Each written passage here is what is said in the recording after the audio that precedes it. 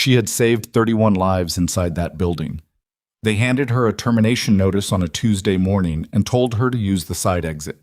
No hearing, no warning, just a signature from a man who had never once stood over a dying patient and made the right call when it mattered.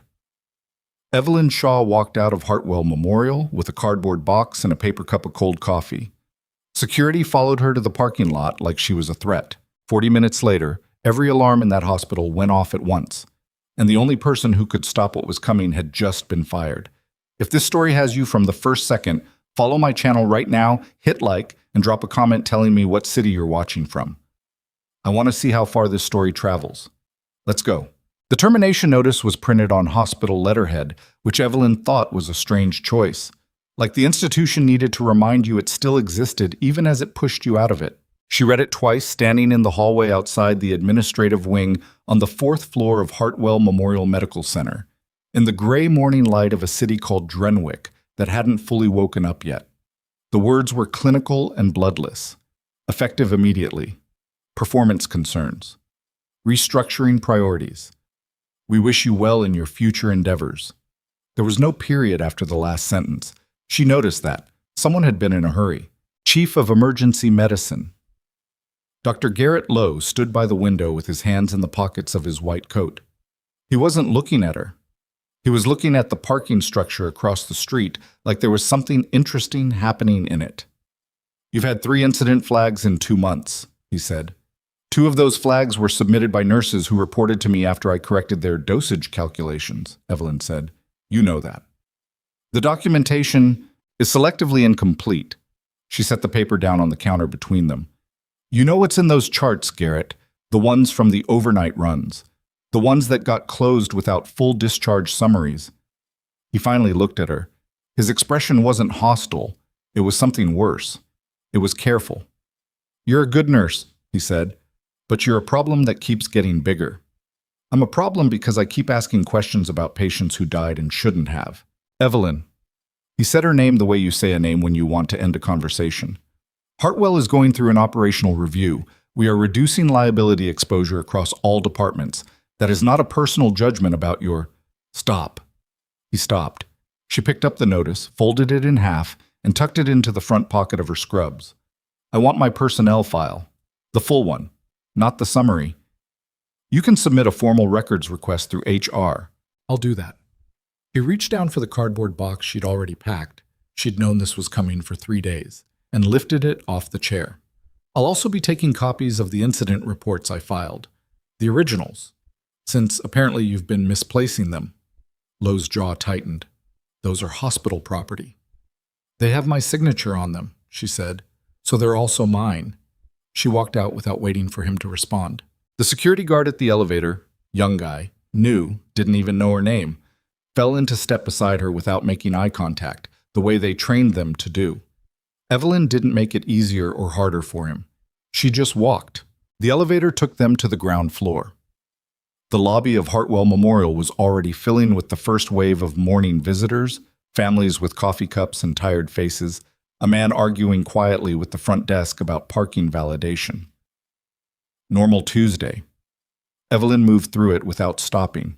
The automatic doors opened to the outside air. It was cooler than she expected. Mid-October in Drenwick meant the temperature couldn't decide what it wanted to be. She set her box on the hood of her car, a 10-year-old Volvo with a cracked dashboard that she'd been meaning to fix for 2 years, and stood there for a moment. She'd spent 11 years in emergency medicine, 4 of those inside Hartwell. Before that, other things. Things that didn't show up on a nursing license application. She opened the car door, put the box in the passenger seat, and sat behind the wheel. The engine turned over on the second try. She didn't pull out of the lot. She sat there with the engine running and thought about the boy in room 9 from last Thursday. 12 years old. Arrived via EMS after a dirt bike accident. Vital signs that looked stable on the surface. Normal blood pressure, coherent, talking, asking for his mom. Evelyn had been the first RN on him. She'd taken one look at the way he was breathing and felt something shift in the back of her mind, the way a weather system shifts before you can see it coming. She'd flagged him, asked for imaging. The attending on shift, Dr. Lowe's preferred contractor, a man named Dr. Philip Nast, who billed at twice the rate and asked half the questions. had looked at the vitals printout and waved her off. He's stable. Move on. We've got a full board tonight. She hadn't moved on. She'd gone over Nass's head and requested the scan herself, which had cost her the first incident flag, the one that started the paper trail that ended this morning in the administrative wing with a letter that had no period at the end. The scan had shown a grade 3 splenic laceration. The boy had gone to surgery 40 minutes later. He'd walked out of the hospital 5 days after that. She never heard a word of acknowledgement. Not from Lowe, not from Nast, not from the attending surgeon who'd actually repaired the damage. The incident flag stood. Evelyn put the car in reverse. She had driven maybe 40 feet toward the exit when the PA system crackled through the partially open window. All available emergency personnel to the ER. Mass casualty alert. All available emergency personnel. She stopped the car. Through the windshield, she could see the ambulance bay on the east side of the building beginning to activate. Lights cycling, doors opening. A charge nurse she recognized, Delia Forsyth, 10-year veteran, the best triage mind in the department, sprinting across the lot from the staff entrance. Evelyn sat very still for 3 seconds. Then she put the car back in park. She found out what had happened from a paramedic named Tuck, who was pulling equipment from the back of the second unit in the bay. He talked fast because he was moving fast. Bridge collapse. Not the whole thing. Section of the old Callaway span. About 16 vehicles confirmed down or impacted. More coming in. We've got critical, we've got walking wounded, we've got a school van that went sideways. Kids? 7 confirmed, ages unknown. Van driver is non-responsive. She grabbed the edge of the rig door to stay out of his way while he pulled. How many units responding? Every available unit in 3 counties. Drenwick General is already at capacity. We're the secondary receiving. He looked at her for the first time. You're Shaw, right? Trauma? Yeah. Why are you in the lot? Complicated morning, she said. She didn't go back inside right away. She stood at the edge of the ambulance bay and watched the organized chaos begin to organize itself. She'd seen mass casualty responses before, real ones, not drills. She knew the difference between controlled urgency and the particular kind of panic that looked like control but wasn't. What she saw in the first 3 minutes told her 2 things. The first was that Hartwell was going to be overwhelmed. The ER was a 28-bay facility. They were going to need to activate overflow protocols inside of 20 minutes if the numbers held. The second thing she saw was Dr. Garrett Lowe walking into the ambulance bay with the particular posture of a man who had already decided he was in charge. I need triage teams at the door, he called out. Non-criticals to the waiting room overflow. We're triaging green tags outside, yellow inside, red direct to trauma bays. Nothing changes that sequence. Delia Forsyth, clipboard in hand, said, We've got conflicting reports on the pediatric unit from the van. Peds to Bay 6, whatever comes in. Let's not complicate the intake flow. Lowe was already moving toward the ER entrance. Delia looked at her clipboard and said nothing, but Evelyn saw the look on her face. She stayed in the bay.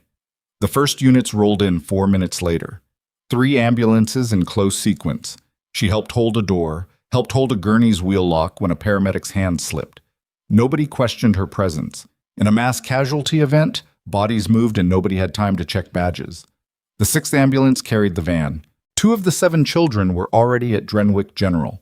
The remaining 5 came in together, 3 walking with assistance, 1 on a board, 1 on a gurney under active CPR.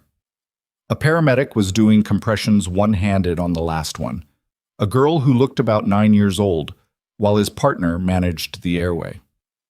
Evelyn stepped back and let the trauma team take them. She was watching the one on the board. Boy, maybe 11 or 12, eyes open, tracking the lights above him. Talking. She could see his mouth moving. That was good. But something about the rhythm of his chest, the way he was working slightly too hard to breathe, made her step forward. What's his name? She asked the paramedic walking alongside the gurney. Family's not here yet. He gave us Marcus. Marcus? She moved to the side of the gurney, not taking it over, just keeping pace. Hey, Marcus. My name's Evelyn. I'm going to walk with you for a second. The boy looked at her. Clear eyes, good color in his face. Pulse ox reading on the transport monitor said 97%. My chest hurts, he said. It didn't hurt at first. When did it start?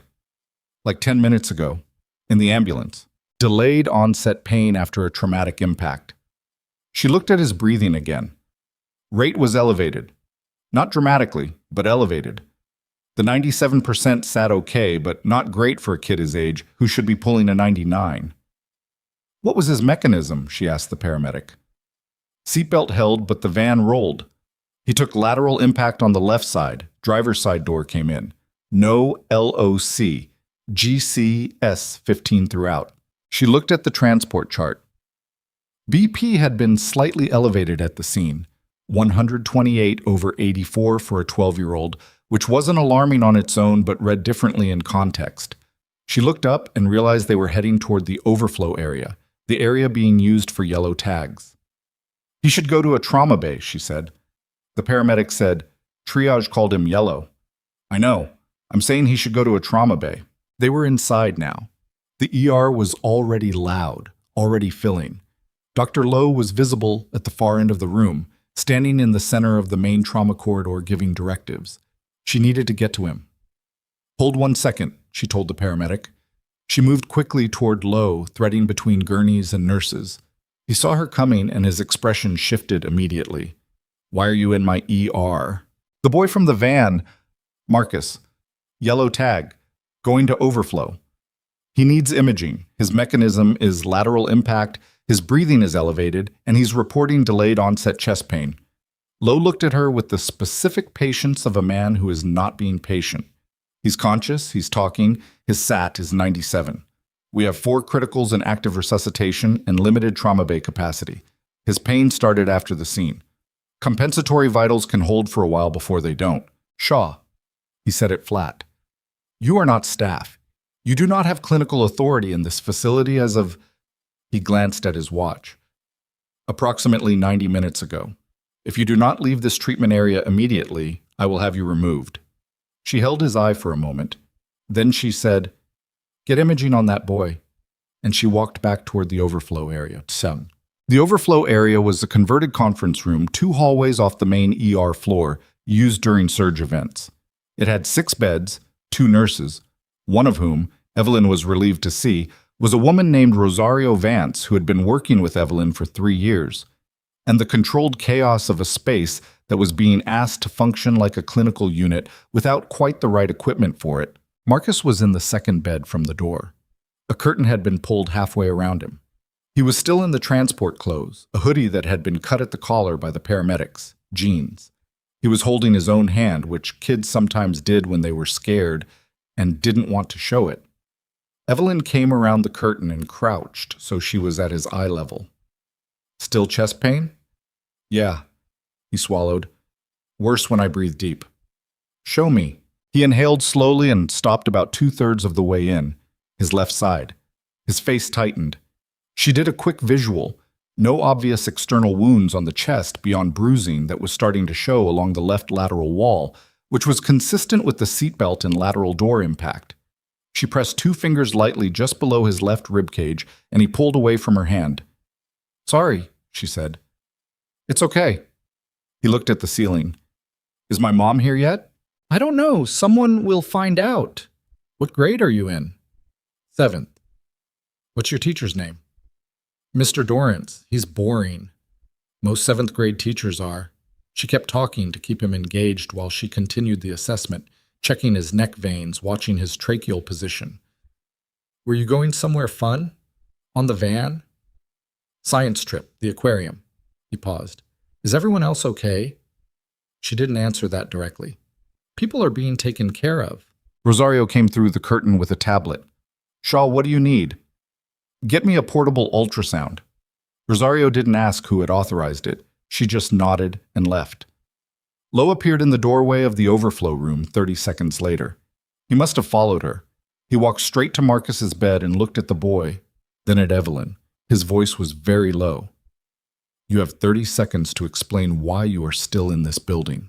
I think he has a splenic injury, possibly diaphragmatic involvement. The delayed chest pain is the tell. His vitals are compensating. He's 12 and healthy. He'll compensate until he doesn't. She didn't raise her voice. The BP at scene was elevated, not because he was in pain.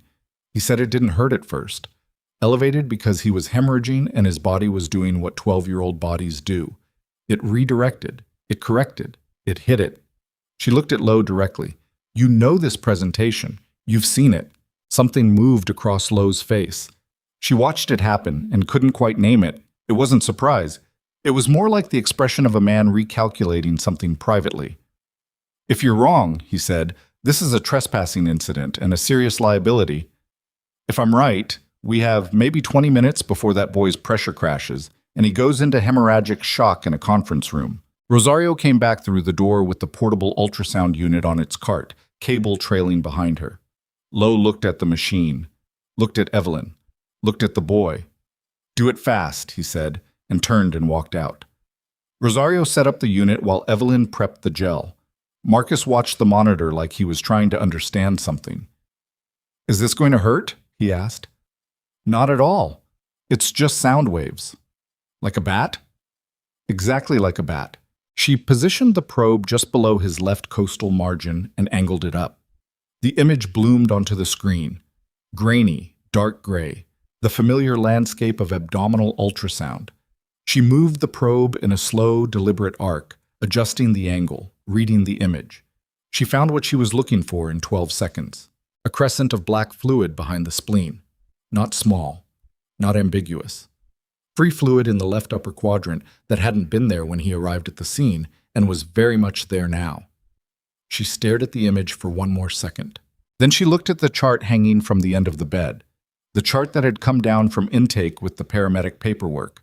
It had a triage assessment on it, the initial yellow tag, signed off by a triage nurse she didn't recognize, one of the contracted surge staff Hartwell brought in during mass casualty events. Except there was a second note on the chart, handwritten, attached below the triage assessment, an addendum that hadn't been there when she'd first glanced at the paperwork in the hallway. The handwriting was Lo's. It said, patient reassessed, vitals stable, yellow tag confirmed, continue observation protocol. The timestamp on it was 15 minutes ago, before Marcus had even arrived in the overflow room. Evelyn stared at that timestamp for a long time. Then she said, very quietly, Rosario, get me 2 large-bore IVs and activate the massive transfusion protocol. Shaw, now, please. Her voice hadn't changed. Still even. Still calm. The particular calm of someone who had learned it in a place where losing it cost more than composure. And I need someone to get Dr. Lo back in here. Tell him the ultrasound found free fluid. Tell him Marcus is bleeding. Rosario was already moving. Evelyn kept her hand on the probe. On the screen, the black crescent of blood behind his spleen held its shape, patient and devastating. Marcus looked at her face and understood that something was wrong. What does it mean? He asked. The black part? She met his eyes. It means we caught it, she said. That's what it means. Behind her, the door to the overflow room banged open.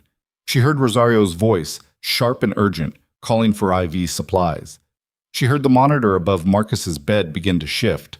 His blood pressure, which had been holding at 118/76, dropped to 104/68 in the time it took her to turn her head and read the number. And somewhere in the main ER, a different alarm went off. Not the one she was used to. Not a patient alarm, not a code bell. A door alarm. The kind that sounded when a restricted entrance was overridden from the outside. She heard boots. Heavy, deliberate.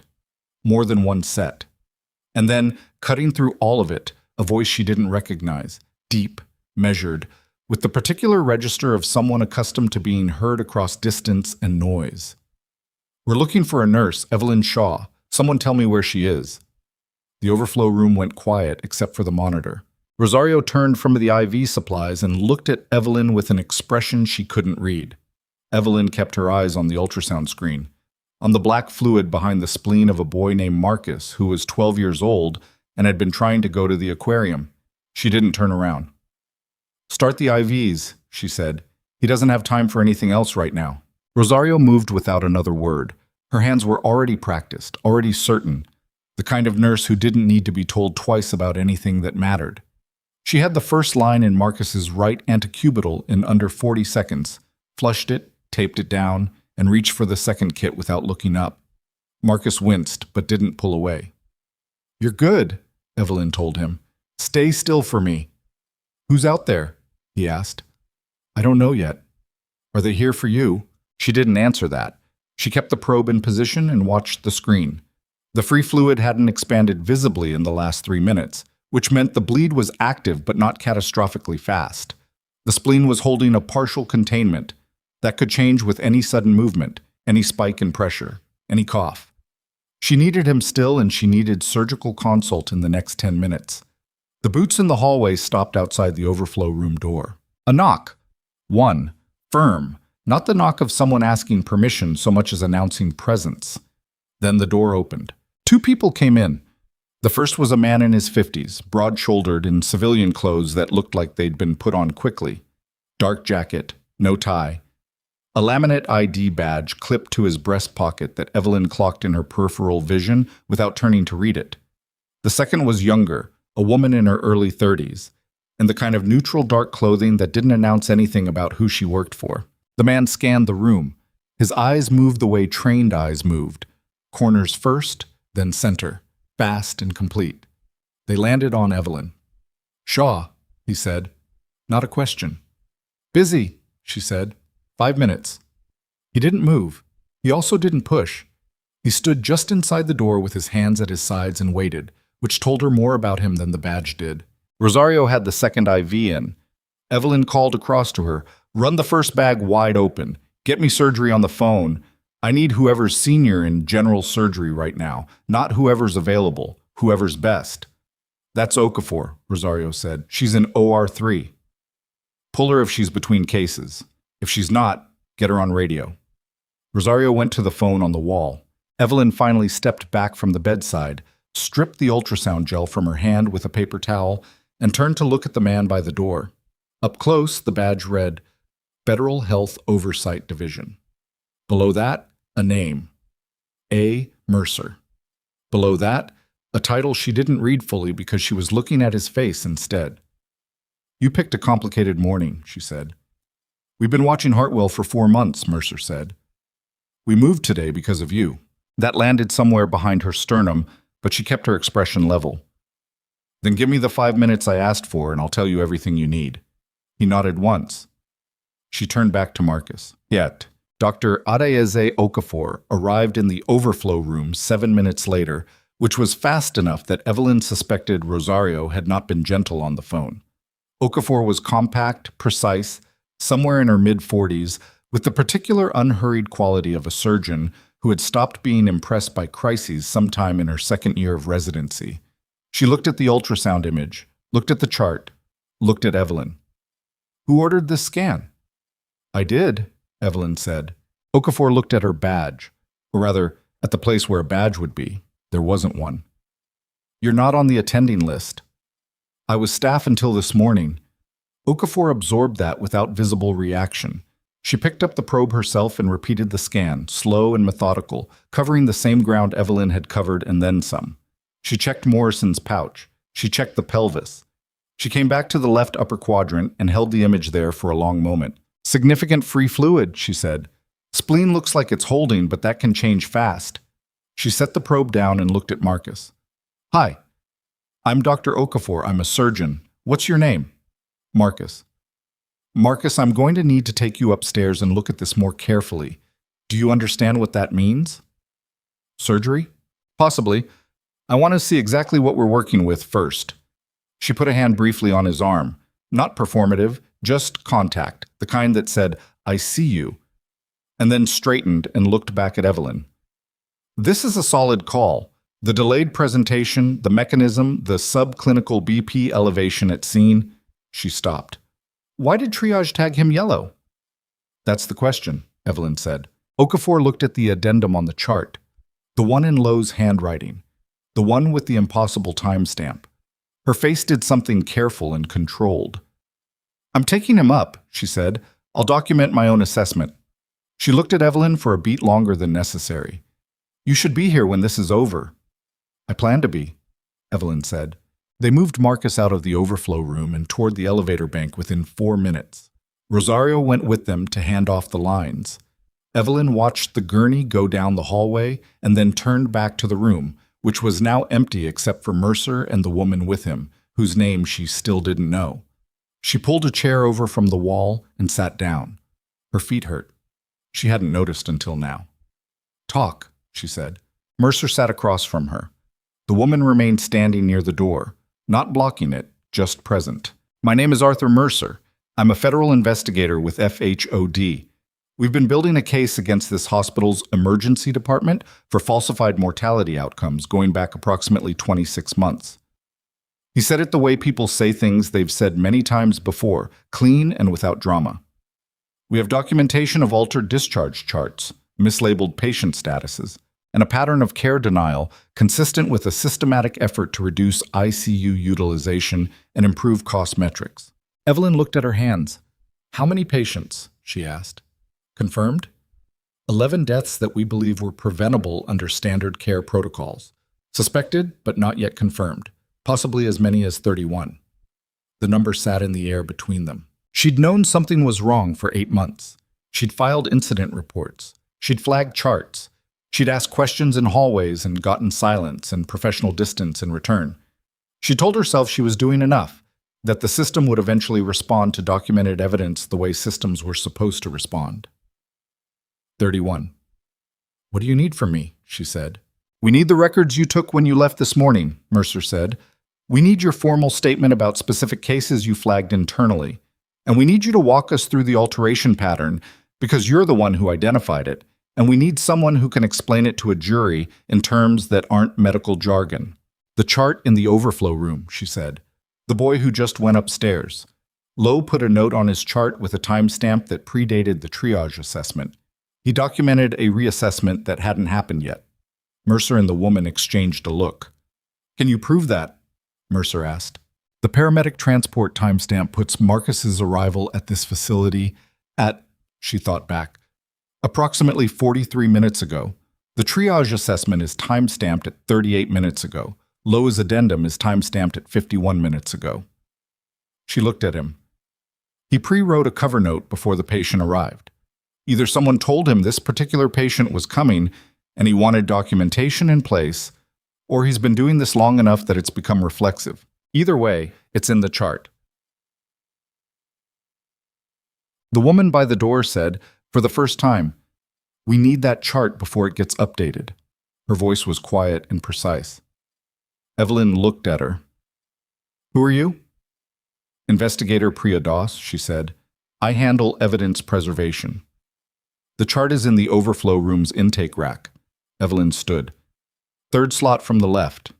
"I'll show you." Home. The next 2 hours were the kind that compressed when you looked back on them and expanded while you were inside them. Doss photographed the chart, then she photographed it again. She bagged the original and replaced it with a copy that Mercer authorized through a process Evelyn didn't fully follow, but didn't question either. Rosario came back from the OR floor and found Evelyn in the hallway and looked at the federal badges and then looked at Evelyn with an expression that was somewhere between relief and vindication. "How long have you known?" Rosario asked. "That something was wrong? Since February?" Evelyn leaned against the wall. "That it was this organized? Not until about 10 minutes ago." "I found a chart last spring," Rosario said quietly. "A woman, 63, came in with chest pain. They triaged her as gastrointestinal.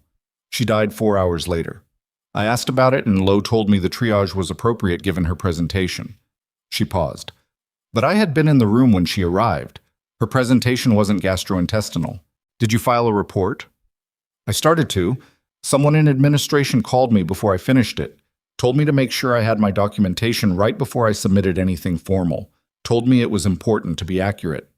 She said the last word the way you repeated a word that had been used as a weapon. "You should talk to Mercer," Evelyn said. "Is that safe?" Evelyn thought about that honestly. "I think so. I think this is the real thing, not... I think it's real." She pushed off the wall. "But I need to find Lowe first." She found him where she expected to find him. In the main ER, still operating like the center of the response, directing traffic, calling out bed assignments, doing the particular performance of competence that she had watched him perform for 4 years and had once, in her first months at Hartwell, confused for the real thing. He saw her coming from 15 feet away, and his jaw set. "I told you." "Marcus is in surgery," she said. "Dr. Okafor, splenic laceration confirmed. She caught the diaphragmatic involvement too." She stopped in front of him. Around them, the ER moved and pulsed, and nobody was paying attention to the two of them specifically. He would have crashed in that conference room. Lowe said nothing. "The addendum you put on his chart," she said, "the one with the timestamp from before he arrived." Something shifted in his face. Not guilt, exactly. More like the expression of someone who has just realized a door they thought was closed is open. "I don't know what you're talking about," he said. "I know you don't want to know what I'm talking about." She kept her voice low, even, clinical. Not angry. She'd moved past angry sometime around the second month of filing reports that disappeared. "But there are federal investigators in this building right now, Garrett, and they have that chart." The color changed in his face. Not dramatically, just a degree or two. "You should think about what you want to say," she said. "Not to me, to them." She turned and walked back toward the overflow corridor. Behind her, she heard him say her name, once, quietly. She didn't stop. Home. At 2:14 in the afternoon, Dr. Okafor called down from the OR to confirm that Marcus had come through surgery, repaired splenic laceration, diaphragm intact on closer inspection, a small hemothorax that they'd managed without a chest tube. He would be in recovery for several hours and the ICU for at least a night, but his prognosis was excellent. Rosario told Evelyn in the hallway outside the overflow room. Evelyn listened and said, "Good," and meant it the way she meant very few words. She was sitting in a chair against the wall, filling out her fourth page of a formal statement for Mercer when her phone buzzed. Unknown number. She almost didn't answer it. She answered it. The voice on the other end was a woman's, older, professional, with the particular cadence of someone accustomed to being the only person in the room who knew the full picture. "Ms. Shaw, my name is Colonel Diane Westfall. I'm calling from the Office of Military Medical Integrity." A pause that wasn't hesitation so much as deliberate spacing. "We've been coordinating with FHOD for the past several weeks. I understand you've had an eventful morning." Evelyn looked at the wall across from her. Someone had taped a handwritten sign to it, "Overflow Bed Assignments, MCI Protocol." It was slightly crooked. "You could say that," she said. "We'd like to speak with you in person," Westfall said. "Not today. Today you finish what you're doing, but soon." Another pause. "We're familiar with your background, Ms. Shaw, the complete background, not just the nursing license." Evelyn said nothing for a moment. "How familiar?" she said. "Familiar enough to know that what you did in that overflow room today was not the first time you've kept someone alive under pressure with limited resources and no institutional support." Westfall's voice didn't change register. It stayed even, factual, almost quiet. "And familiar enough to know that Hartwell Memorial was not, for you, a place where you ended up. It was a place where you were placed." The hallway around Evelyn was busy. A porter wheeled something past. Two nurses talked at the end of the corridor. The PA system called a code to a room on the third floor and then canceled it 20 seconds later. She kept her voice very steady. "I'd like to know," she said, "who you've been talking to." "That's one of many things we'd like to discuss," Westfall said. "In person." The call ended. Evelyn sat with the phone in her hand and looked at the crooked sign on the wall. Down the hall, through two sets of doors, the ER continued its controlled emergency, absorbing the wreckage of the Callaway Bridge collapse one broken body at a time. Somewhere above her, on a surgical floor, a boy named Marcus was coming out of anesthesia and would soon ask for his mother. Dr. Garrett Lowe was, at this moment, in a room with federal investigators, and whatever composure he'd held through the morning was beginning to show its seams. And in the cardboard box in the passenger seat of her Volvo, which was still parked in the lot where she'd left it 3 hours ago, there were 11 incident reports with her signature at the bottom of each one. She'd made copies before she'd come in this morning. She'd made copies because she'd known for 3 days that Tuesday would be the day, and she'd wanted to be ready. She hadn't known for what exactly. Now she was starting to understand. She put the phone in her pocket, picked up Mercer's statement forms, and kept writing. She finished the last page of Mercer's statement at 3:47 in the afternoon, signed it, and handed it across without reading it back. She didn't need to. She'd said what she knew, and she'd said it in the order she knew it, and that was the best anyone could do with testimony. Mercer took it and squared the pages against his knee. "We'll need you available over the next 72 hours. Phone on." "It's always on. We may need to move quickly depending on what Lowe's attorney does in the next few hours." He tucked the statement into a folder. "He's already made one call. We're monitoring." He lawyered up fast. Men like Lowe have a lawyer on speed dial before they ever need one. He looked at her without particular judgment. "You should go home. Get some sleep. You've been in this building for—" He checked his watch. 6 hours passed when you were supposed to leave it. "Marcus's mother arrived?" "About an hour ago. She's upstairs." Evelyn nodded. She picked up her jacket from the chair back, the one she'd folded there at some point during the afternoon without remembering when. "The call I got," she said. "Colonel Westfall." Mercer's expression didn't change, which was itself an expression. "We work in parallel lanes," he said carefully. FHOD handles the civilian medical fraud case. What Westfall's office handles is adjacent but separate. Adjacent how? He held her gaze for a beat. "That's a conversation for her." She let it go. Not because she was satisfied, but because she understood when she'd reached the edge of what someone was authorized to say, and pushing past it rarely got you anything except a more polished version of the same wall. She found Rosario at the nurse's station on her way out and put a hand briefly on her shoulder. Rosario turned from the computer she was logging into and looked at her. "Go talk to Mercer," Evelyn said. "Tell him about the woman with chest pain, last spring." "All of it?" "Everything you remember." She paused. "You've been waiting to say it to someone who would actually write it down."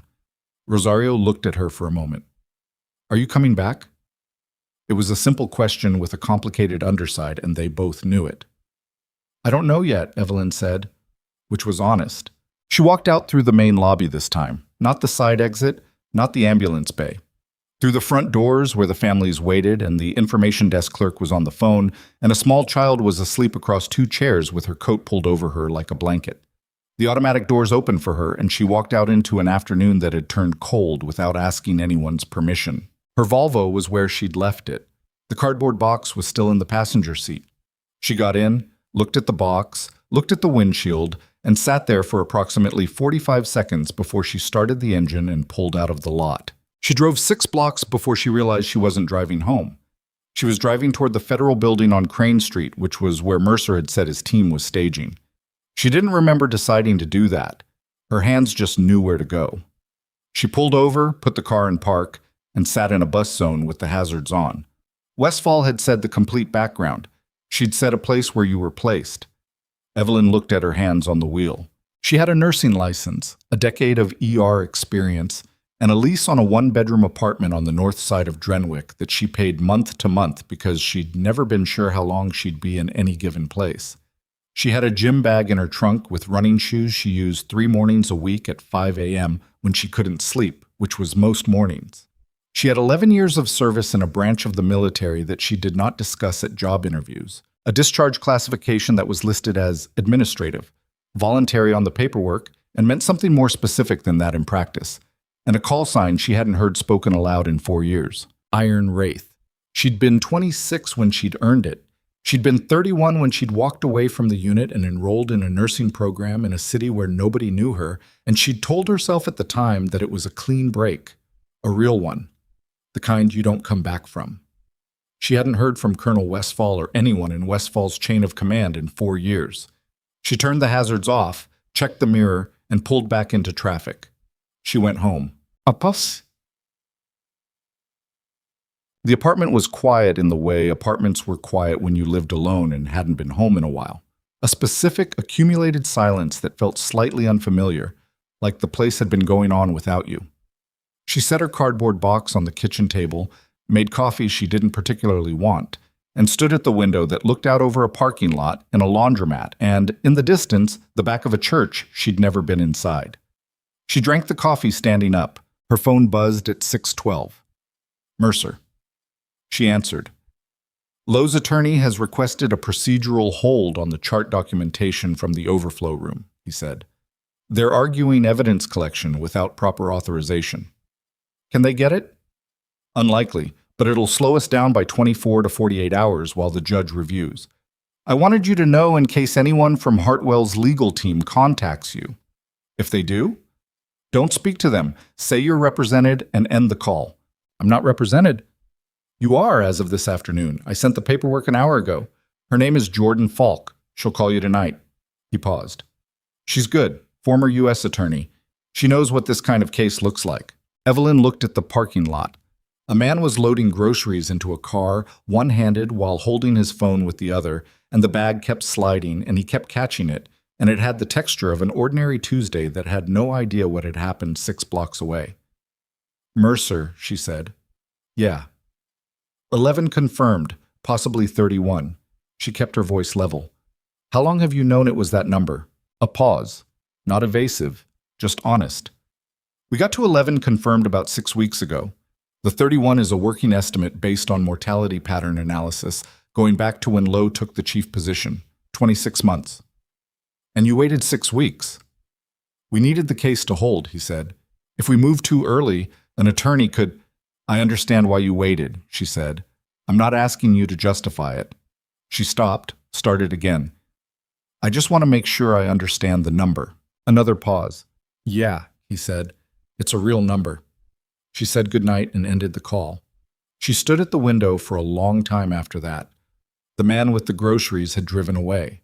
The laundromat sign flickered once and steadied. She thought about 11 people who had come through an emergency room in need of help and had not gotten it. Not because the capability wasn't there, not because the knowledge wasn't there, but because a man in a white coat had decided that their survival was a cost that didn't fit his metrics. She thought about the boy Marcus, who had come to the aquarium on a school trip and instead woken up in a recovery room. Who would have bled out in a conference room if she hadn't still been in the parking lot, if she hadn't gotten out of the car? She thought about how close she'd come to just driving. Her phone buzzed again. Different number. She answered without checking it this time. Ms. Shaw. The voice was Westfall's, the same measured cadence as the afternoon call, the same quality of knowing more than she was saying in real time. I apologize for the late hour. It's fine. Evelyn moved from the window to the kitchen table and sat down. I was going to call you anyway. Were you? You said I was placed at Hartwell. I want to know what that means. A pause. Not discomfort, more like someone choosing the right door out of several. Not over the phone, Westfall said. I'm in Drenwick. I arrived this afternoon. I'd like to meet tomorrow morning if you're available. I'm currently unemployed, so my schedule is flexible. There was a very small pause that might have been the beginning of something like a laugh. 7 a.m., Westfall said. There's a diner on Merchant Street, Callaway's. Another pause, almost imperceptible. Appropriate, given the day. The Callaway Bridge. The same name. 7, Evelyn said. I'll be there. She went to bed at 9 o'clock and lay in the dark with her eyes open until a little after midnight, which was normal for her. Callaway's Diner was the kind of place that had been in the same location for 30 years and knew it. The menus laminated past the point of flexibility, the coffee coming before you asked for it. Evelyn arrived at 6:52 and chose a booth in the back with sightlines to both entrances because that was the booth she always chose when she had the option. Westfall arrived at 7:01. She was smaller than Evelyn expected. That happened sometimes. Voices that sounded large belonging to people who weren't. She was probably 60, with close-cropped gray hair and the posture of someone who had spent a long time being watched and had long ago stopped performing for it. She wore civilian clothes, dark slacks, a wool jacket, but they sat on her the way civilian clothes sat on people who weren't accustomed to them. Functional, not chosen. She slid into the booth across from Evelyn and looked at her for a moment before saying anything. You look tired, she said. I am tired, Evelyn said. What does placed mean? Westfall wrapped both hands around the coffee mug a server had already deposited in front of her. It means that when you applied to the nursing program in Drenwick 4 years ago, and subsequently applied to Hartwell Memorial 18 months after that, those processes were not purely civilian. There was a recommendation made, through appropriate channels. That put your application at the top of the review list. A recommendation from who? From people who believed that Hartwell's emergency department needed someone inside it who could identify and document systemic misconduct. Someone who understood both clinical medicine and institutional corruption well enough to recognize the difference between negligence and intent. She took a drink of the coffee. "Your name came up."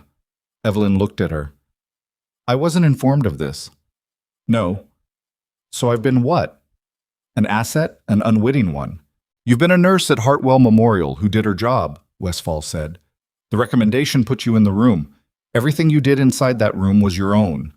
It wasn't nothing as answers went, but it also wasn't nothing as violations went, and Evelyn let herself sit with that for a moment without deciding anything about it. "Who made the recommendation?" she said. "That's the part that gets complicated." Westphal set the mug down. "The unit you served in before your administrative separation. The work you did in the last 18 months of your service, specifically the operational documentation you produced on medical system failures in forward operating environments, there are people who have been aware of your capabilities for a long time." Names: Brigadier General Marcus Hale. He's currently the Senior Oversight Officer for the Office of Military Medical Integrity. A pause. "He asked about you specifically, 11 months ago." Evelyn had not heard that name in 4 years. She absorbed it carefully, the way you absorbed something that had weight, without letting it knock you over. "Hale," she said. "He's the one who identified Hartwell. He's the one who flagged the mortality pattern. He brought it to FHOD, and they built the civilian case from there." Westphal looked at her steadily. "He believed you were the right person to be in that building. He was correct. He should have asked me. He knew you would have said no." That landed flat and true on the table between them. Evelyn didn't contest it because there was nothing to contest. She would have said no. She had left that life with intention, and she would not have walked back into any version of it voluntarily, even a version that involved scrubs and a nursing license instead of a rifle and a call sign. "What do you want from me now?" she said. Westphal reached into the jacket she'd hung on the hook beside the booth and produced a folded envelope, which she set on the table between them. She didn't push it across. She just set it there. "The FHOD case against Lowe and Hartwell's administration will proceed without you. Mercer's team has what they need. You'll testify when called, but that's months away." She kept her hands on the table, not the envelope. "What I'm here about is different." Evelyn looked at the envelope. She didn't pick it up. "Hartwell is not unique," Westphal continued. "We have identified 14 medical facilities, 7 civilian, 7 military adjacent, with similar patterns of systematic care denial linked to cost reduction incentives. In some cases, the financial motivation. In others, something more deliberate." She paused. "We need someone to help us understand what we're looking at in the remaining facilities. Someone who can read a chart and a culture simultaneously. Who can walk into a hospital and tell the difference between a department that's overwhelmed and one that's deliberately failing its patients." "You want me to keep doing what I was doing," Evelyn said. "Just officially this time." "We want you to lead the clinical assessment team," Westphal said. "It would be formalized, full rank restoration, full briefing on the original program architecture. You'd know everything going in. And Hale? He'd be your commanding officer, on paper. In practice, you'd have operational autonomy." Evelyn looked at the envelope for a long moment. She picked it up. It wasn't sealed. Inside was a single page, a summary, not a contract, brief and factual. She read it in under a minute. It named 3 of the 14 facilities. One of them was in a city she'd never been to. One of them was a VA hospital 300 miles from Drenwick that had a mortality rate in its cardiac unit that had been quietly anomalous for 2 years. One of them was a private pediatric facility in the southeast with a pattern of delayed escalation in its oncology ward that had resulted in documented harm to children who should have been resuscitated faster. She put the page back in the envelope. "I need to think about it," she said. "Of course. I need to talk to Hale directly. That can be arranged. And I need to know—" She stopped, started differently. "The 11 people who died at Hartwell. Are their families?" Westphal looked at her with something that was close to, but not quite, surprise. "Yes. When this goes to trial, they should know what happened, all of it. Not the version that comes out in legal filings. The actual thing. She set the envelope on the table. Someone needs to sit with those families and explain what was done to their people and why. Not a lawyer. Not a deposition. She looked at Westfall. That's part of what I'd need. Westfall was quiet for a moment. Then she said, That's not a standard component of the program. Then it would be a new component. Another pause. Westfall looked at her coffee, then back at Evelyn. I'll take it to Hale, she said. The server came by and Evelyn ordered eggs she didn't particularly want because she hadn't eaten since the morning before, and her body was starting to register that fact with the blunt insistence of biology. Westfall ordered toast. They sat in a not uncomfortable silence for a moment. The boy, Westfall said. From yesterday. Marcus. What about him? You stayed. You were in the parking lot, and you heard the alarm, and you stayed. Yes. Why? Evelyn thought about it honestly, not to give a good answer, just to find the real one. Because I knew what I was looking at, she said finally. When I heard mass casualty, I knew what that room was going to look like, and I knew what they had and what they didn't have. And I knew... She stopped. I knew Lowe would run it, and I'd watched him run things for 4 years. Westfall nodded slowly. There's something else, Evelyn said, about yesterday. Go ahead. The chart alteration on Marcus, the predated addendum. She kept her voice even. That's not sloppiness. A man doesn't pre-write a chart note for a patient who hasn't arrived unless he's done it so many times, it's muscle memory. That means there's a trigger. Someone in intake or EMS dispatch who flags certain patients and gives Lowe enough lead time to pre-document. She looked at Westfall. Mercer's team knows this? They're working the communication chain. They should look at the contracted triage staff, the surge nurses brought in during high-volume events. Whoever tagged Marcus yellow, that wasn't random error. Westfall took out a small notebook that had appeared from somewhere in her jacket pocket and wrote something in it with a pen that was down to its last inch. The kind of details that said she'd been doing this longer than the notebook was built for. I'll pass it along, she said. Evelyn's eggs arrived. She ate half of them, which was more than she'd expected to manage. She spent the rest of the morning at the apartment going through the copies she'd brought out of Hartwell the day before. 11 incident reports, the earliest dated 8 months ago, the most recent from 3 weeks back. She spread them on the kitchen table in chronological order and read through them slowly. Not looking for new information, she knew what was in them, but building the sequence in her mind the way you built a timeline before you had to explain it to someone who hadn't been there. The pattern was cleaner than she'd realized, or maybe she could see it more clearly now that she had context for it. The earliest flags were isolated, single cases that could individually be explained by any number of factors. Understaffing, miscommunication, the natural imprecision of emergency triage under pressure. But from the 4th incident forward, something shifted. The cases clustered around high-volume periods, mass casualty events, major weather incidents, nights when the ER was operating at 140% capacity. The patients who got mislabeled or denied escalation were consistently in specific categories: uninsured or underinsured, elderly with complex comorbidities, children without accompanying adults who could advocate for them. It wasn't random. It had a shape. She was photographing the last 3 reports with her phone, backup copies, when the call came in. Number she didn't recognize, Drenwick area code. Shaw. Silence for a moment. Then a voice she wasn't expecting. Male, mid-40s, slightly hoarse. This is Philip Nast. The attending, Lowe's contracted physician, the one who'd waved her off on the boy with the splenic laceration the previous Thursday. The first incident flag. She put the phone on speaker and kept photographing. Dr. Nast, she said. I need to talk to someone, he said. Not Lowe's people. Not the hospital attorneys. His voice had a quality she recognized. Not drunk, not panicked, but the particular register of a man who has been carrying something heavy and has decided abruptly to set it down. I heard federal investigators were in the building yesterday. I can connect you with the lead investigator, she said. His name is Mercer. I know things, Nast said, about the program, about how it worked. A pause. I want to be clear that I didn't know the full scope. When I came on, It was framed as an efficiency protocol, priority assignment based on resource optimization. Resource optimization, she repeated. I know how it sounds now. His voice frayed slightly at the edge. I need to talk to someone. Can you... Is there a process? She stopped photographing. There's a process. Mercer's team has a cooperation agreement framework. If you have information about the program architecture, its design, and how it was communicated to contracted staff, that's significant. She kept her voice neutral. But Nast? She paused deliberately. The boy from last Thursday. His name is Marcus.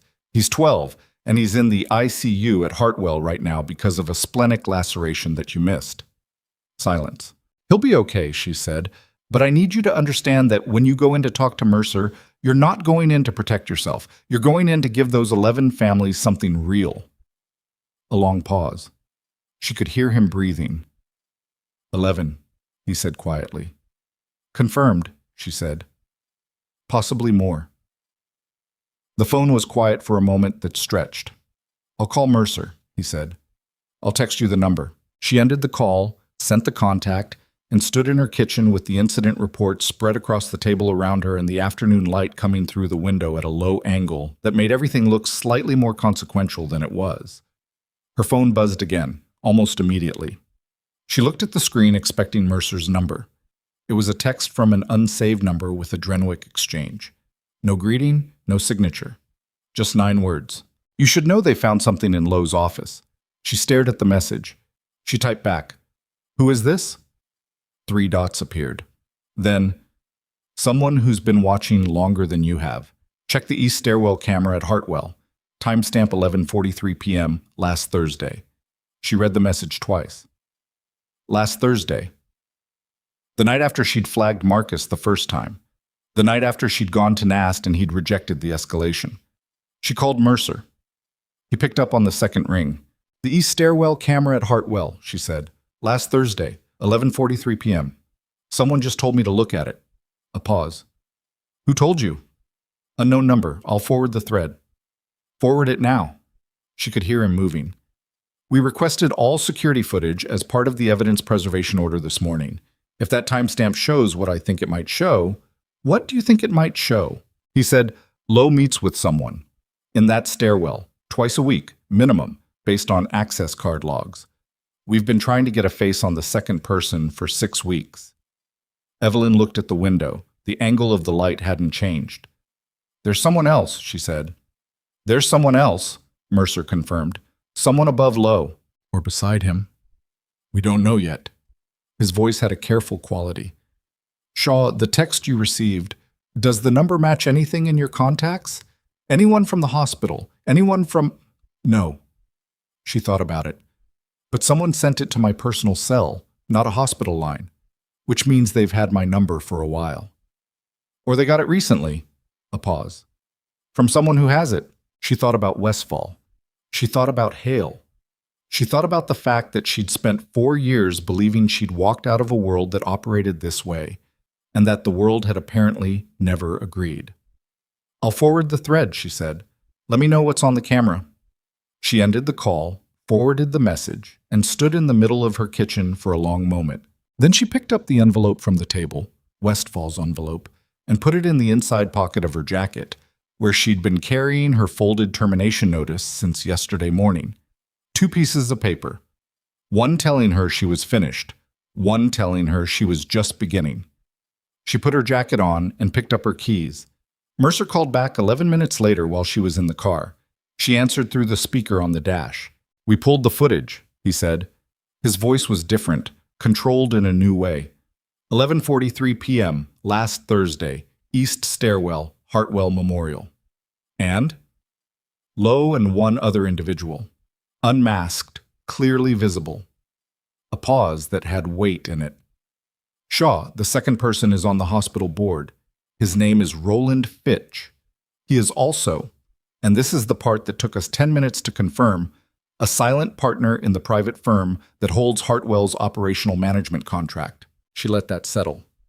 He owns the incentive structure, she said. He designed it, Mercer said. We believe he designed it, and he and Lowe have been managing it together since Lowe took the chief position. A pause. Fitch has connections outside the hospital, political ones. This is not going to be a simple arrest and charge situation. How complicated? Complicated enough that we're going to need every piece of documentation you have, every report, every timestamp, every note you ever made. His voice was steady, but she could hear the structure underneath it, the particular sound of a case getting bigger than the room it started in. And we're going to need it soon, before Fitch's attorneys figure out how much we have. Mercer, she kept her voice even, is this connected to the other facilities? The ones Westfall mentioned. A pause longer than the others.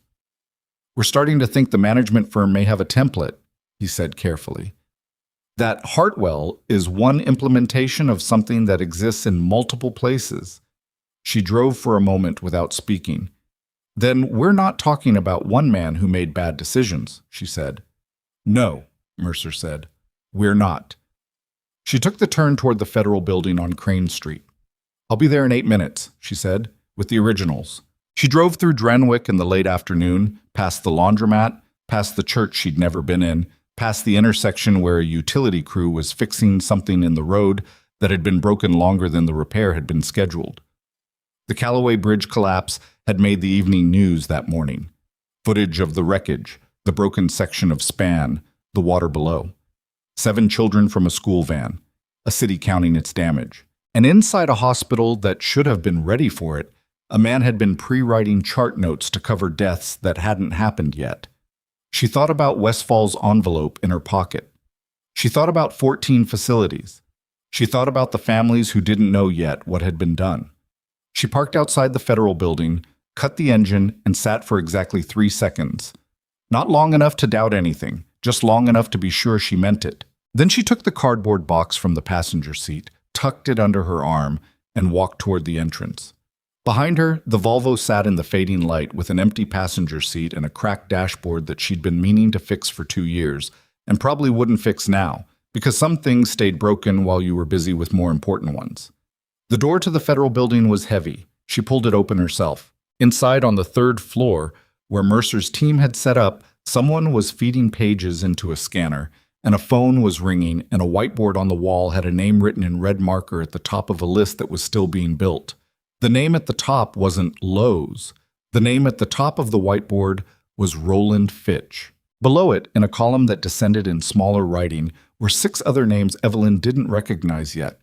To the right of each name, a series of notations, dates, facility codes, dollar figures with too many digits to read clearly from the doorway.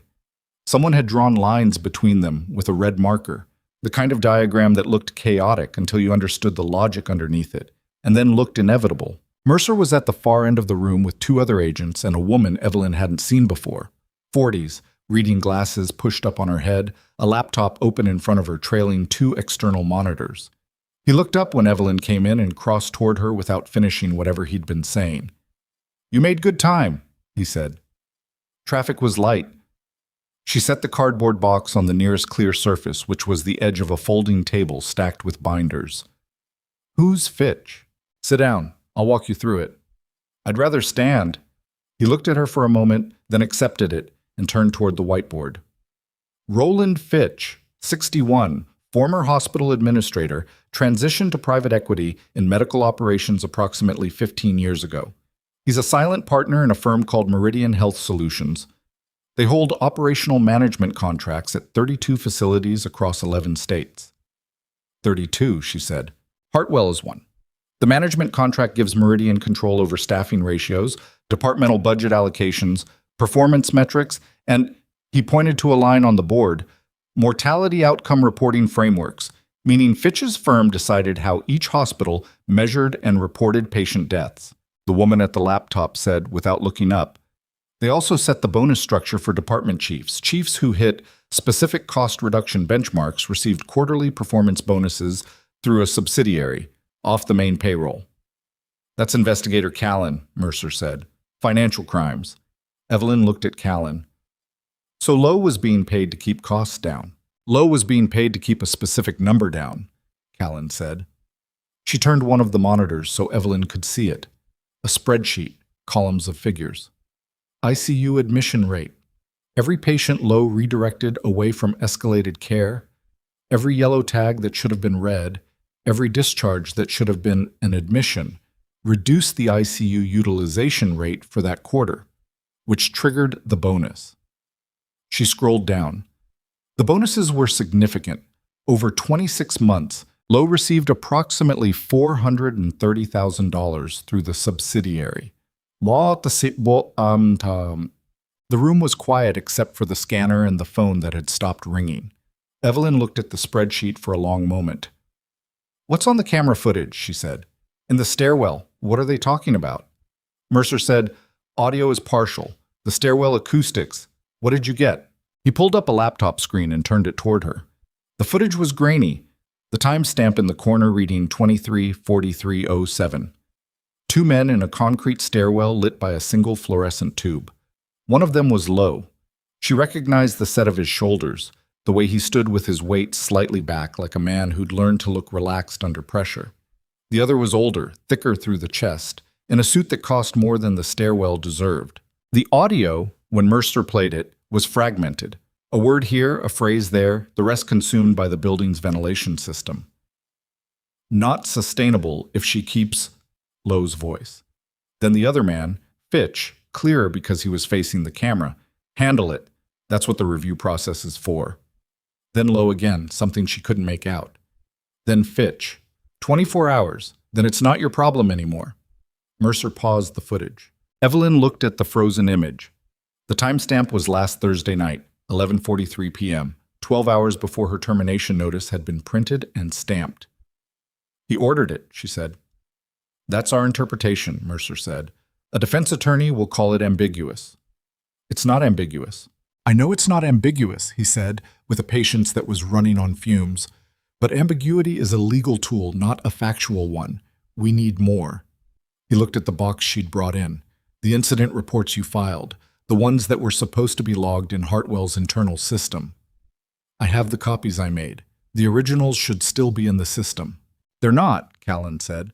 "We pulled Hartwell's internal incident log this morning as part of the evidence order. Your reports aren't there. None of them. 8 months of documentation in the system shows no record of any submissions from your employee ID." Evelyn stood very still. "They deleted them," she said. "Scrubbed, more precisely. Someone with administrative access went into the system and removed the submission records. The metadata trails still exist in the backup architecture. Our forensic team is pulling them, but the primary record is clean." Callan looked at her over the reading glasses. "Which means if you didn't have copies, we'd have nothing from you at the clinical level. No internal record that you ever raised any of these issues." Evelyn thought about the moment 3 days ago when she'd stood at her kitchen table at 11 p.m. making copies of everything she had. She'd told herself at the time it was precaution, the reflexive caution of someone who'd operated in environments where documentation disappeared. It turned out it was the right call for reasons she hadn't fully understood yet. She opened the box and started laying the reports on the table in the order she'd arranged them. Chronological, oldest first. "These are the originals," she said. "Or as close to originals as I have, my personal copies." Callan stood up and came around the table. She put on the reading glasses and looked at the first report, then the second, then moved quickly through the stack with the focused efficiency of someone who knew what she was looking for before she found it. "These are good," she said. "Detailed, specific." She looked up. "You wrote these like someone who expected them to be contested." "I write everything like that?" Evelyn said. Mercer said, "We're going to need you in front of the U.S. Attorney's Office by end of week. Full testimony, recorded, before Fitch's people figure out the extent of what we have." "Have you moved on Fitch yet?" "We have a warrant in preparation. 48 hours. Maybe less, depending on the judge's schedule." He paused. "But here's the problem. Fitch's attorney, a man named Douglas Prail, he's very good, very expensive. He filed a motion this afternoon to quash the chart evidence from the overflow room. The argument is that the evidence was collected without proper clinical authorization because you were not, at the time of collection, employed staff at Hartwell. Doss photographed the chart. She's a federal investigator. Prail is arguing that Doss accessed a clinical area without proper escort from authorized clinical personnel, which violates HIPAA-adjacent protocols under the evidence collection framework. And therefore, that's a stretch, Evelyn said. "It's a stretch that might work," Mercer said. If the judge is sympathetic and we don't have parallel documentation, which is why the copies you just brought in matter. He looked at the reports on the table. Because if we can show a documented pattern of internal suppression, your reports, the system deletion, the metadata, then the chart from the overflow room becomes corroborating evidence rather than primary evidence. It changes the legal architecture. Evelyn looked at him. You should have told me the motion was filed. It was filed 3 hours ago. I was going to tell you when you got here. She accepted that. It wasn't optimal, but it was the truth. What else is Prial doing? Mercer and Callan exchanged a look, the kind of look that preceded something they'd been deciding how to say. He's requested contact information for all individuals who were present in the Hartwell ER during yesterday's mass casualty event, Callan said carefully. Specifically contracted and temporary staff. The argument is that he needs to establish who had clinical authority in the building during what he's calling a non-standard operational period. He's looking for the contracted triage nurse, Evelyn said, the one who tagged Marcus Yellow. We believe so, Mercer said. If Prial can locate that person before we do and establish their account of events first, he'll build a narrative where the yellow tag was legitimate clinical judgment and everything I did after it was unauthorized interference. She said it flat, without heat, because it was just the shape of the thing. Do you have her? We have a name from the surge staffing roster, contracted through a third-party agency. Her name is... He checked his notes. Dana Wick. We've been trying to reach her since this morning. Her phone goes to voicemail. She's been told not to answer, Evelyn said. Almost certainly. She looked at the whiteboard, at Fitch's name at the top, at the lines radiating outward and downward. The text I got yesterday, she said. The anonymous one. Someone in that building sent it. Someone who knew about the stairwell footage and wanted us to find it. She thought. That's not a random sympathizer. That's someone who's been inside this long enough to know where the cameras are and what they catch. Mercer nodded slowly. We've had that thought. Have you had the thought that it might be Dana Wick? Silence. Callan took the reading glasses off entirely. Why her? Because she tagged Marcus Yellow. She's a contracted surge nurse. She's in and out of different facilities. She's seen this before. She knows the pattern. Evelyn looked at them both. If she's been inside long enough, she might have started keeping her own documentation. And if Prial's people got to her today and told her to go quiet, she might be sitting somewhere right now deciding whether to listen to them or not. Mercer picked up his phone and went to the far end of the room. Evelyn turned back to the box. There was one more item in it that she hadn't put on the table yet. Not an incident report, not a chart copy. A personal notebook, small, spiral-bound, the kind sold at any pharmacy for $2. She'd started keeping it 6 months ago, writing in it at the end of each shift, names and dates and brief observations. Not official documentation, too informal for that, but specific. She put it on the table with the reports. Callan looked at it. What's that? My notes. Unofficial, but dated and consistent. She opened it to the first entry. If you need to establish a timeline of my awareness, this goes back further than the incident reports. Callan picked it up carefully, the way you picked up something that might matter more than it looked. Ticked. She spent 3 hours in that room going through everything with Callan, while Mercer worked the phone in the corner. By the time she left, it was past 8 in the evening, and her back hurt from standing at the folding table, and she'd eaten half a granola bar from someone's desk because there hadn't been time for anything else. The drive home was 20 minutes. She used them to think about Dana Wick. It was possible she was wrong. Possible the text had come from someone else entirely. A nurse who'd been watching low for years and seen an opportunity. A contractor with a conscience and a camera knowledge base. But the timing was too specific. The message had come within hours of Evelyn's first conversation with Mercer, which meant the sender had been paying attention in real time. She was pulling into her street when her phone rang. Unknown number again, different from the one that had texted. She pulled over and answered. Is this Shaw? A woman's voice. Young, or youngish, tired. Yes. This is Dana Wick. A pause. I got your number from Rosario Vance. She said you could be trusted. Evelyn turned the engine off. I'm listening. They called me this morning. An attorney. said I needed to give a statement confirming that my yellow tag assessment of the child from the van was consistent with standard triage protocols and that I had no interactions with unauthorized personnel in the ER during the MCI response. What did you say? I said I needed time to review my notes. A breath. I don't have notes. I mean, I have notes, but not the ones they want me to have. What do you have? Another pause, longer this time. I've been on the Hartwell Surge roster for 14 months.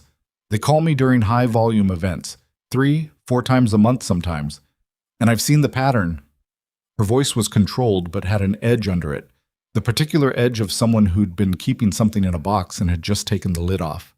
I know what the yellow tags are for. I know when I'm supposed to use them, and I know what happens to those patients after. Did you tag Marcus yellow deliberately? Evelyn kept her voice even, not accusing, just asking. A pause that was its own answer. I was told the surge protocols for this event included an efficiency triage framework, Wick said carefully. That certain presentations, pediatric, mechanism of injury, initial vitals, should be triaged to the overflow area to preserve trauma bay capacity for confirmed criticals. She stopped. I've used that framework before. I didn't question it the way I should have. But you sent me the text. Silence. Dana, Evelyn said, I'm not trying to build a case against you. The attorney who called you this morning is trying to use you as a wall between Fitch and what he did. I need you to decide which side of that wall you want to be on. A long silence. Evelyn waited it out. I have records, Wick finally said, from other events at Hartwell. I kept them because, I don't know why, because it felt wrong and I didn't know what to do with that feeling. Her voice was quieter now. There are 7 other events, 7 other mass casualty or high surge events over 14 months where I was given that triage framework. 7 sets of overflow assignments that I documented because I thought someday someone would ask. Evelyn closed her eyes briefly. I need you to call a man named Arthur Mercer, she said. Tonight. I'm going to text you his number right now. She thought for a moment. And Dana, don't speak to the attorney again. Not until you've talked to Mercer and he's gotten you your own counsel. You're a witness, not a defendant, but only if you move first. A pause. Okay, Wick said. It was a small word carrying a significant amount of weight. Evelyn sent the number, ended the call, and immediately dialed Mercer. Dana Wick is going to call you in the next 10 minutes, she said. She has records from 7 prior surge events. 7, Mercer. The framework they used on Marcus wasn't improvised for yesterday. It's been running for over a year. She heard him stop moving. How credible. Very. She kept contemporaneous documentation because something felt wrong to her and she didn't know where to put it. She paused. She's scared. Treat her accordingly. Understood. She went inside, showered for the first time since Monday morning, and was asleep by 10:15, which was earlier than she'd slept in months. Her body had apparently decided that whatever happened next could wait until morning. It couldn't. Her phone went off at 2:47 a.m. Mercer's number. She answered it sitting up in the dark, which was how she answered all her calls and had been for years. We have a problem, he said. What happened? Fitch moved. His voice was tight in a way it hadn't been before.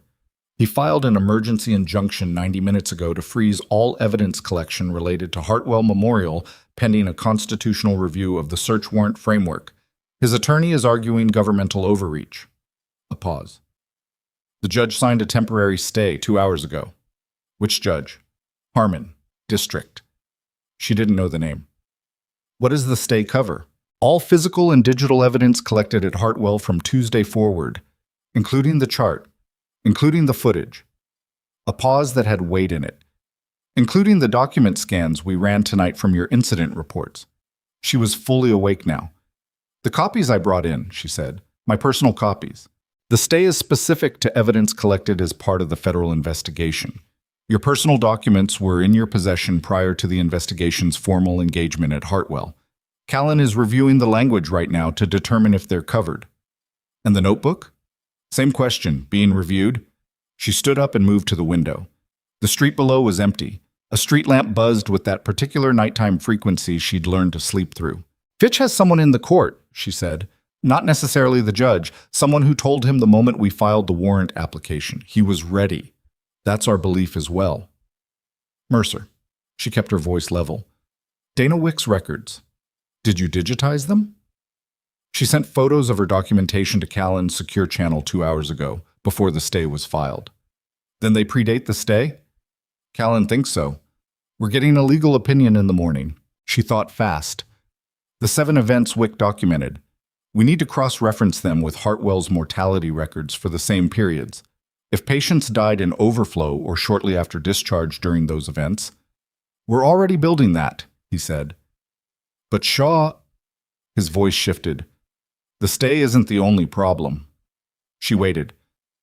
Fitch's attorney also filed a separate action tonight, a civil defamation claim. A pause. Against you. She was quiet for a moment. Me, specifically. Naming you as making false and damaging statements about Hartwell Memorial's clinical practices to federal investigators, with the claim that you acted out of retaliation for your termination rather than legitimate concern. His voice was careful. It's not a serious legal threat on its own. Falk, your attorney, will handle it easily, but the filing is public record as of 3 a.m., and Fitch's people have already sent it to 2 medical news outlets. She understood immediately. They're going to try to make me the story. Disgruntled former employee, fired for performance reasons, manufactured a federal investigation out of personal grievance. He said it flat because it was the shape of the attack, and they both needed to look at it clearly. They know they can't win on the facts, so they're going to try to contaminate the narrative. She stood at the window for a moment. The street lamp buzzed. How long until the U.S. attorney is involved? She said. I called the office at midnight. The AUSA assigned to this has been briefed. She's aware of the stay and the civil filing. A pause. Her name is Renata Cruz. She's good, Shaw. She's not going to let Priel run this. Fitch knew the moment you filed the warrant, Evelyn said again, which means someone in or near the warrant process is connected to him. That's not a legal problem. That's an operational one. Silence on the line. I know, Mercer said. You have a leak. I know.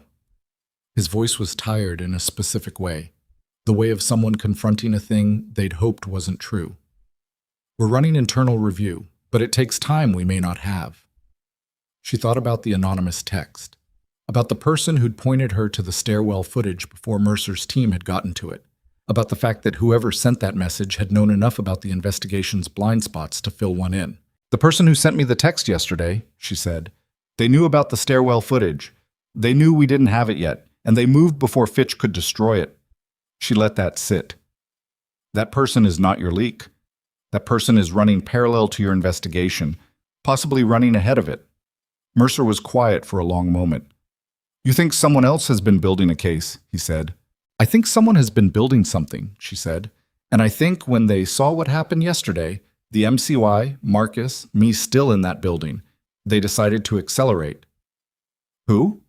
She thought about Westfall, about the envelope in her jacket pocket, about a brigadier general named Hale, who had put her in that hospital without telling her and had apparently been watching Hartwell long enough to know where its bodies were, figuratively and otherwise. I have a call to make, she said. I'll be in your office by 7. She ended the call. She stood in the dark for a moment, then went to her jacket hanging on the chair back and took out the folded termination notice and the envelope from Westfall. She set them both on the nightstand under the lamp. She picked up her phone and dialed Westfall's number. It rang once. I wondered when you'd call, Westfall said. She sounded fully awake, which meant she hadn't been sleeping either. Fitch filed an emergency stay 2 hours ago, Evelyn said. He moved before Mercer expected him to. Someone gave him advance warning. Yes. You knew. We became aware approximately 40 minutes ago. Colonel Westfall, Evelyn kept her voice even with deliberate effort. If there is a parallel operation running alongside FHOD's case, if your office has assets or intelligence streams I don't know about, I need to know now, not tomorrow, not after the 7 a.m. briefing. Now. A pause, longer than the others. There is a component of this investigation, Westfall said carefully, that predates FHOD's involvement by approximately 9 months, an internal military medical audit that identified Meridian Health Solutions as a contractor operating at 3 VA facilities with anomalous mortality patterns. 9 months, Evelyn said. The audit was classified at the time. It's still classified, but the Hartwell data intersected with our VA findings in a way that made you, a shared priority. And Hale approved all of this. Hale initiated it. She sat down on the edge of the bed. The anonymous text, she said. Was that one of yours? A pause that lasted precisely long enough to be an answer. If it was, Westfall said, the intent was to ensure you had what you needed before it could be removed. It was you, Evelyn said, or someone you authorized. Westfall didn't confirm it. She also didn't deny it, which in Evelyn's experience was the same thing.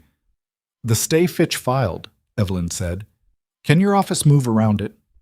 The military medical audit operates under a separate classification framework, Westfall said.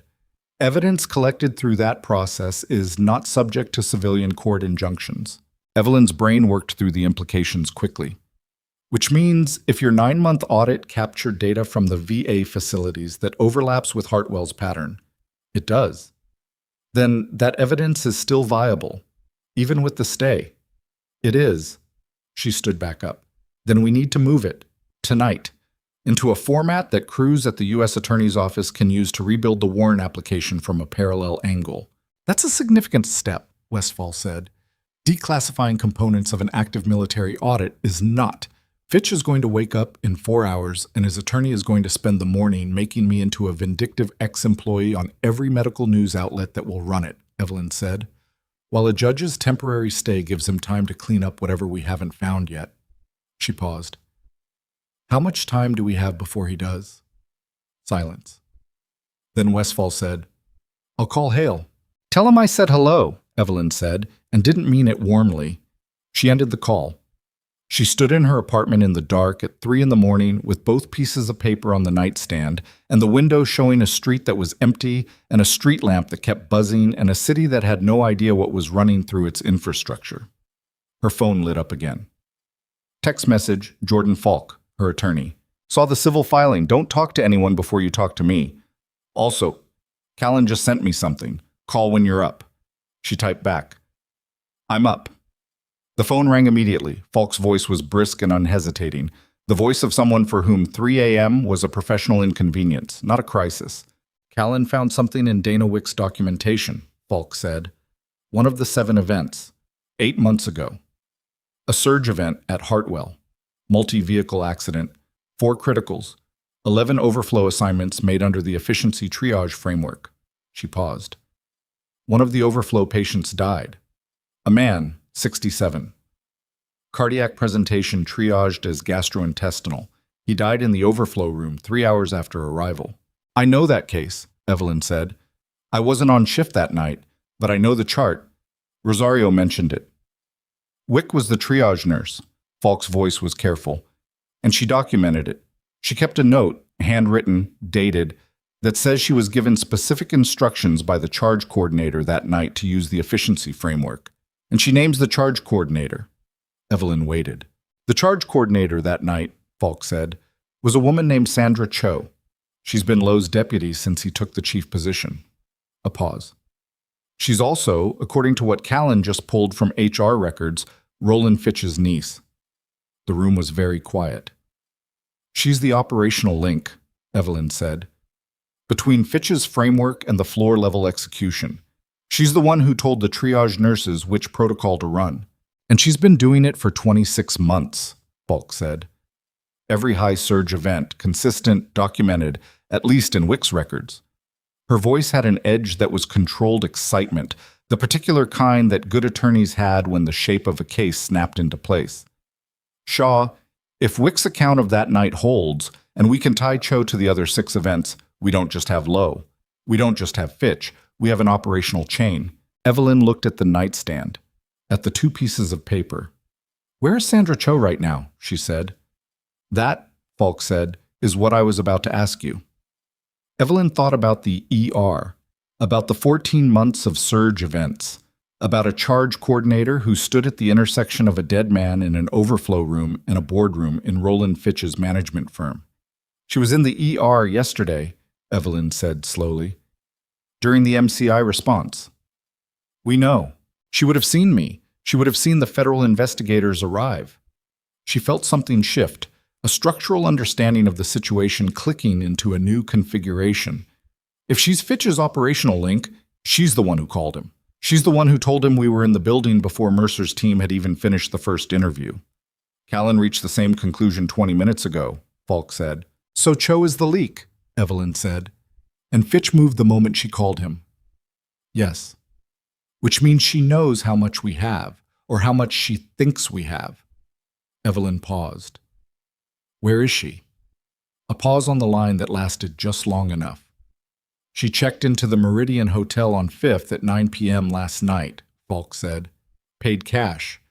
But she used her own name. Someone who was running but hadn't finished deciding whether to run. Mercer needs to know, Evelyn said. I'm sending it to him now. Falk's voice shifted. Shaw, I need you to stay out of this part. Let the investigators— I know, Evelyn said. I mean it. You go near that hotel and Prial will turn it into witness intimidation before you're back in your car. I understand, she said. And she did. Tactically, she understood it completely. She stayed on the line while Falk sent the information to Mercer. She could hear typing, brief exchanges with someone in the room, with Falk, the particular sound of a case moving faster than the people managing it had planned for. Her phone buzzed with a second notification while Falk was still talking. Email. Unknown sender, no subject line. She opened it. One attachment, no text in the body. She opened the attachment. It was a document. 11 pages. Formatted like an internal memo, the header reading Meridian Health Solutions. Operational Protocol Review. Confidential. She read the first paragraph, then the second. Her hand tightened on the phone. Falk, she said, cutting across whatever the attorney had been saying. I just received an email. Anonymous. An internal Meridian document, 11 pages. It looks like the original protocol design, the efficiency framework, written by someone inside Meridian and distributed to facility administrators. She scrolled fast. It has Fitch's name on it, not as a reference, as the author. Silence. Then Falk said very quietly, forward it to me right now. It might be fabricated, Evelyn said, even as she was already forwarding it. It might be, Falk agreed. Or it might be what just blew this case wide open. A pause. Who sent it? Evelyn looked at the sender field. A string of random characters at a domain she'd never seen. She thought about the anonymous text, about Westfall's careful non-denial, about a 9-month military audit that had been running parallel to everything else. I don't know yet, she said. Find out, Falk said. Fast. Evelyn stared at the email on her screen. 11 pages of a protocol that had killed people, authored by a man who had just spent the last 6 hours using the court system to protect himself. And somewhere on the other end of an anonymous email address, someone had just handed her the document that might undo all of it. Or someone had just handed her something designed to look exactly like that. She couldn't tell which yet. And in 4 hours, Drenwick was going to wake up, and the news outlets were going to run Prial's story about the disgruntled fired nurse, and Roland Fitch was going to sit behind whatever wall his lawyers had built and believe he'd survived the morning. She pulled up Westfall's number again. Before she could dial, a new text came in from the anonymous number that had messaged her the day before. 3 words. Don't call Westfall. She stared at the screen. Then a second message, arriving before she could respond to the first. The document is real. But Westfall already knows. Ask her why she didn't send it herself. She read the message 3 times. The document is real. But Westfall already knows. Ask her why she didn't send it herself. Her thumb hovered over Westfall's number for a long moment. Then she put the phone face down on the nightstand and sat in the dark and thought about it properly, which meant thinking about it without the urgency that the message was designed to create. Someone wanted her to distrust Westfall. That was the immediate read. The anonymous source, whoever it was, had just spent 2 days giving her useful, accurate intelligence. The stairwell footage tip had been real. The document appeared real, at least on first inspection. which meant the source had credibility, which meant this message had to be taken seriously. But credible sources could also have agendas. She picked the phone back up and called Falk instead. Falk answered on the first ring, which meant she hadn't slept either. "The anonymous message," Evelyn said. "The one telling me not to call Westfall. Did you get a copy of that?" "No, why?" "Because whoever's been feeding me information just told me Westfall knew about the Meridian document and didn't send it herself. And I need to know if that's true before I decide what it means." A pause. Falk was thinking, not stalling.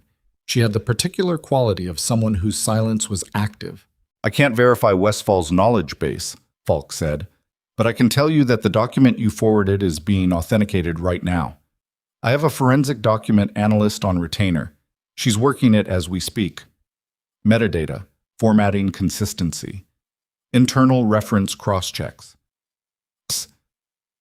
TMID. A pause. "If it's real, Shaw, it's devastating. The protocol isn't framed as a cost reduction measure. It's framed as a patient flow optimization system. But the language, the specific language around CU admission thresholds and outcome reporting, it's deliberate. Someone knew exactly what they were designing. What? How long for authentication? 2 hours? Maybe 3? She's fast. I need it before 7. I know." Falk paused. "About Westfall. My advice is don't confront her until you know what you're confronting her with. If she knew about the document and sat on it, there's a reason. You want to understand the reason before you give her a chance to explain it away." It was good advice. Evelyn knew it was good advice and resented it slightly because she wanted to make the call right now. "Fine," she said. "Call me the moment you have authentication." She lay back down in the dark and did not sleep. She ran the timeline instead, from the beginning, because the beginning was where the shape of things was clearest. 26 months ago, Lowe took the chief position at Hartwell. Meridian's efficiency framework went operational.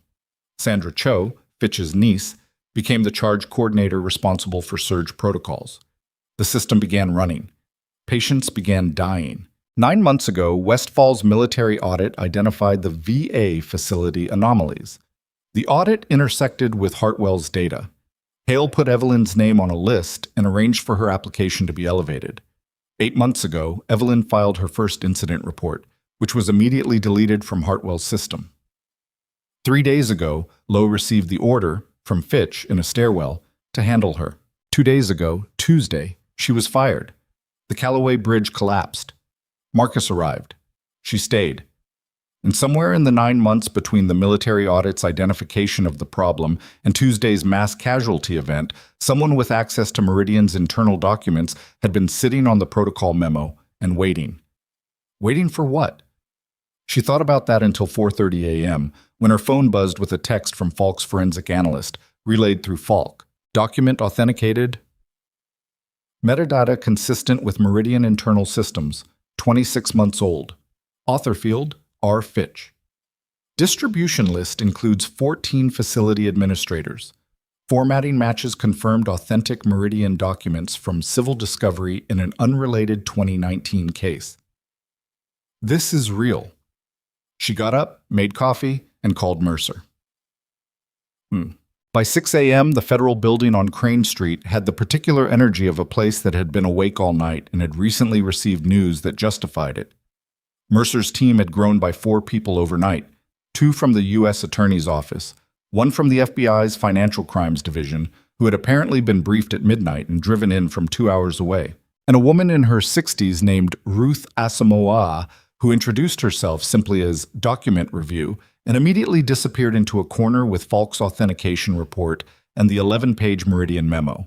Cruz, the AUSA, was younger than Evelyn had expected, early 40s, with the particular economy of movement of someone who had learned to save energy for when it mattered. She shook Evelyn's hand once, briefly, and said, "I've read your incident reports. Walk me through the first one. In your own words, from the beginning." They sat at the end of the conference table for 40 minutes while Evelyn talked, and Cruz listened and occasionally wrote something in a notebook with a mechanical pencil that she clicked rhythmically when she was thinking. She didn't interrupt often, and when she did, it was precise, so a date, a name, A procedural clarification. At the end of it, Cruz looked at her notes for a moment. The stay trial filed last night, she said. Judge Harmon signed it at 1:14 a.m. That's fast. I noticed, Evelyn said. Harmon is not known for fast emergency rulings. He's deliberate, usually to the point of being slow. Cruz clicked the pencil once. We're looking at the relationship between Harmon's clerk and Prail's firm. It's preliminary, but it's something. The leak, Evelyn said. Mercer thinks it's inside the warrant process. Mercer's right. Cruz said it without defensiveness, which Evelyn appreciated. We sealed the new warrant application at 5 this morning. Different process, different judge. If it holds, we move on Fitch today. The stay, the authenticated Meridian document changes the evidentiary architecture. The stay was filed against a specific set of evidence. The protocol memo is new evidence, obtained independently, not subject to the stay's scope. Cruz looked at her. Prail will argue it's tainted. He'll lose that argument, but it'll take time. She paused. The faster path is Sandra Cho. She's at the Meridian Hotel. Was, Cruz said. She checked out at 5:40 this morning. The room around them continued its organized momentum. Evelyn sat with that for a second. She ran, she said. She checked out. That's not necessarily the same thing. Cruz clicked the pencil. Her car is still in the hotel lot. We have eyes on it. She's on foot or in something we don't know about yet. A pause. We've been trying to reach her through her attorney. She has one, apparently retained 2 days ago, but the attorney says she's unreachable. She's deciding, Evelyn said. About what? Whether to cooperate or disappear. Those are her two options, and she knows it. Worms is that's. Evelyn thought about Wick's account of the night the 67-year-old man died, about the charge coordinator who'd given the protocol instructions, about someone who'd spent 26 months as the operational middle of a system that had killed people, and who was now in a city that was waking up to news coverage of a disgruntled fired nurse. She's been the link between Fitch and the floor for over 2 years, which means she has more than anyone else. More than Lowe, more than Wick, more than my incident reports. She looked at Cruz. If she cooperates, does she get a deal? Depends on what she brings and what her direct culpability looks like. She gave the instructions. She executed the protocol. She called Fitch when investigators arrived. Evelyn kept her voice level. She's not clean. No, Cruz agreed. But she's also not the architect, and in a case this size, the architect is the priority. She looked at Evelyn for a moment. You don't like the idea of a deal. I don't have strong feelings about legal strategy, Evelyn said, which was true. I have strong feelings about the 11 people who died, and the 31 who might have. So do I, Cruz said, which is why I want Fitch, not just Lowe and Cho. She closed her notebook. Let me work on finding Cho. You focus on something else. Westfall, Evelyn said. Cruz looked at her. I need to understand what the military audit has and why it wasn't shared with your office earlier, Evelyn said. Because if Westfall's team has had the protocol memo for any significant amount of time and held it, that's a sensitive area, Cruz said carefully. I know it's sensitive. I'm asking anyway. Cruz was quiet for a moment. Have the conversation with Westfall, but not here. And have it before 9. Westfall was at the diner again. Same booth, same coffee, same wool jacket. She looked like she'd slept approximately as much as Evelyn had, which was to say, not at all and not apologetically. Evelyn sat down and put her phone on the table between them, face up, with the anonymous text messages visible on the screen. Westfall looked at them without touching the phone. Her expression didn't change in the way that was itself a change. You got a message, she said. 2. Last night, telling me the document was real and that you already knew about it. Evelyn kept her hands on the table, flat. Did you? A pause. Westfall looked at the coffee. The military audit identified the Meridian Protocol memo approximately 6 weeks ago, she said. It was obtained through a classified channel related to the VA facility investigation. At the time, it was classified as restricted access evidence under the military audit framework. 6 weeks, Evelyn said. Yes. And you didn't share it with FHOD. We were in the process of determining how to declassify it in a way that wouldn't expose the source of the VA facility data. Westphal looked at her directly. The channel through which we obtained the memo, if it were exposed in civilian discovery, it would compromise an ongoing counterintelligence operation that has nothing to do with Hartwell or Meridian. We were navigating that, while Mercer's case was being built without the most important piece of evidence. Yes, Evelyn sat with that. And someone decided not to wait for your navigation process to finish. Westphal didn't answer. Someone in your office, or adjacent to it, sent me the document last night, Evelyn said. Someone who knew the stay had been filed and knew Fitch was about to use it to buy time, and that the time would be used to clean up whatever remained. She watched Westphal's face. Someone who decided that the classified protocol concern was less important than stopping Fitch from walking. That is one way to characterize it, Westphal said. How would you characterize it? A long pause. I would characterize it as an unauthorized action taken by someone with access to the audit materials who made a judgment call that I did not sanction. She said it carefully, the way you said things that were true, but not complete. I am currently addressing that within my office. Are you going to tell me who it was? No. Evelyn looked at her for a moment. Was it Hale? Westphal's expression didn't shift, but her hands, both flat on the table around her coffee mug, moved slightly. Just the fingers, just enough. I need to know, Evelyn said. Because if a brigadier general leaked classified evidence to a civilian investigator, to me, there are going to be consequences for him. And before I decide how to feel about the fact that he put me in that hospital without telling me, I need to know if the same man just put himself at professional risk to make sure the case didn't fall apart. Westphal looked at her coffee. Marcus Hale is an officer who has spent 30 years believing that the military's responsibility to the people it serves doesn't end at the base perimeter. She paused. He would not tell me to tell you that, but I am telling you. It wasn't a confirmation. It was something more careful than a confirmation and more honest than a denial. Evelyn picked her phone up off the table. The declassification process for the memo. How fast can it move now that it's already out? Cruz's office filed an emergency declassification request at 5:30 this morning. Given the circumstances, Westphal paused. I expect it will be approved within the hour. You were waiting for her to file it.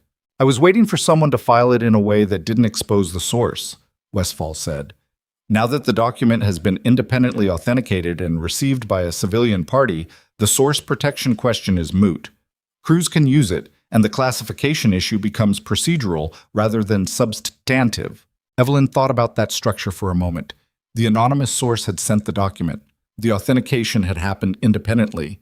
The declassification request could now be filed without exposing how the memo was originally obtained. It was a chain of actions that produced the right outcome through a series of steps that each, individually, had plausible distance from the next. It was designed to work this way, she said. From the beginning. Westphal said nothing. Hale didn't just leak the document, Evelyn said. He structured the leak so that the document could be used without blowing the VA investigation. She looked at Westphal. That's not someone making a panicked judgment call at 3 a.m. That's someone who planned it.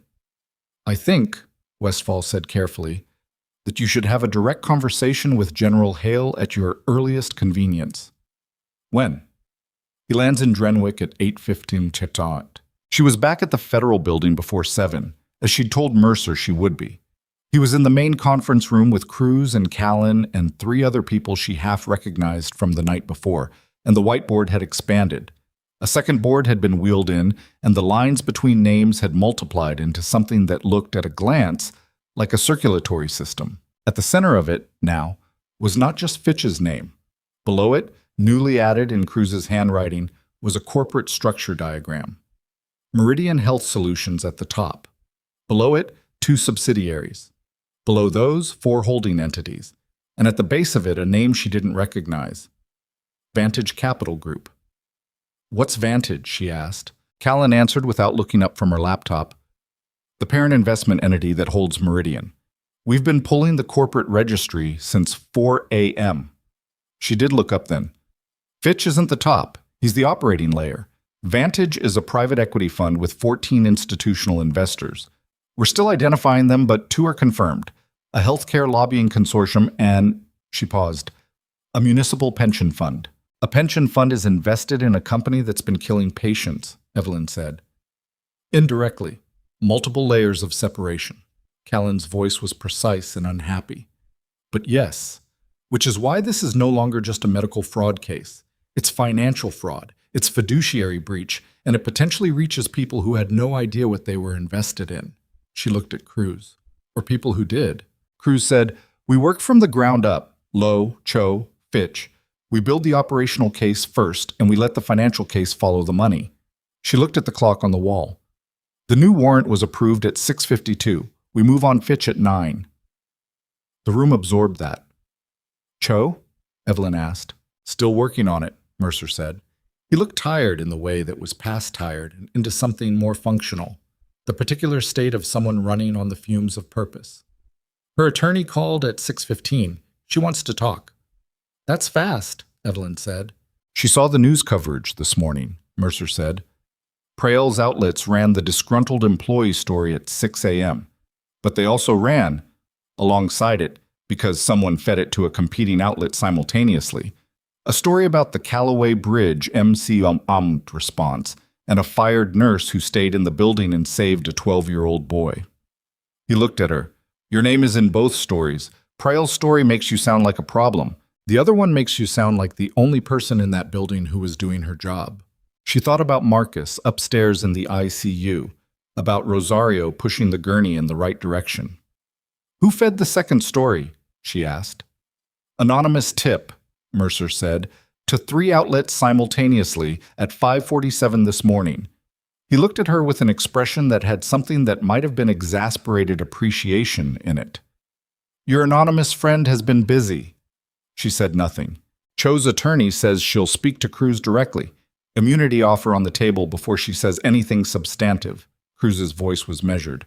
"We're meeting at 8. "I want to be in that room," Evelyn said.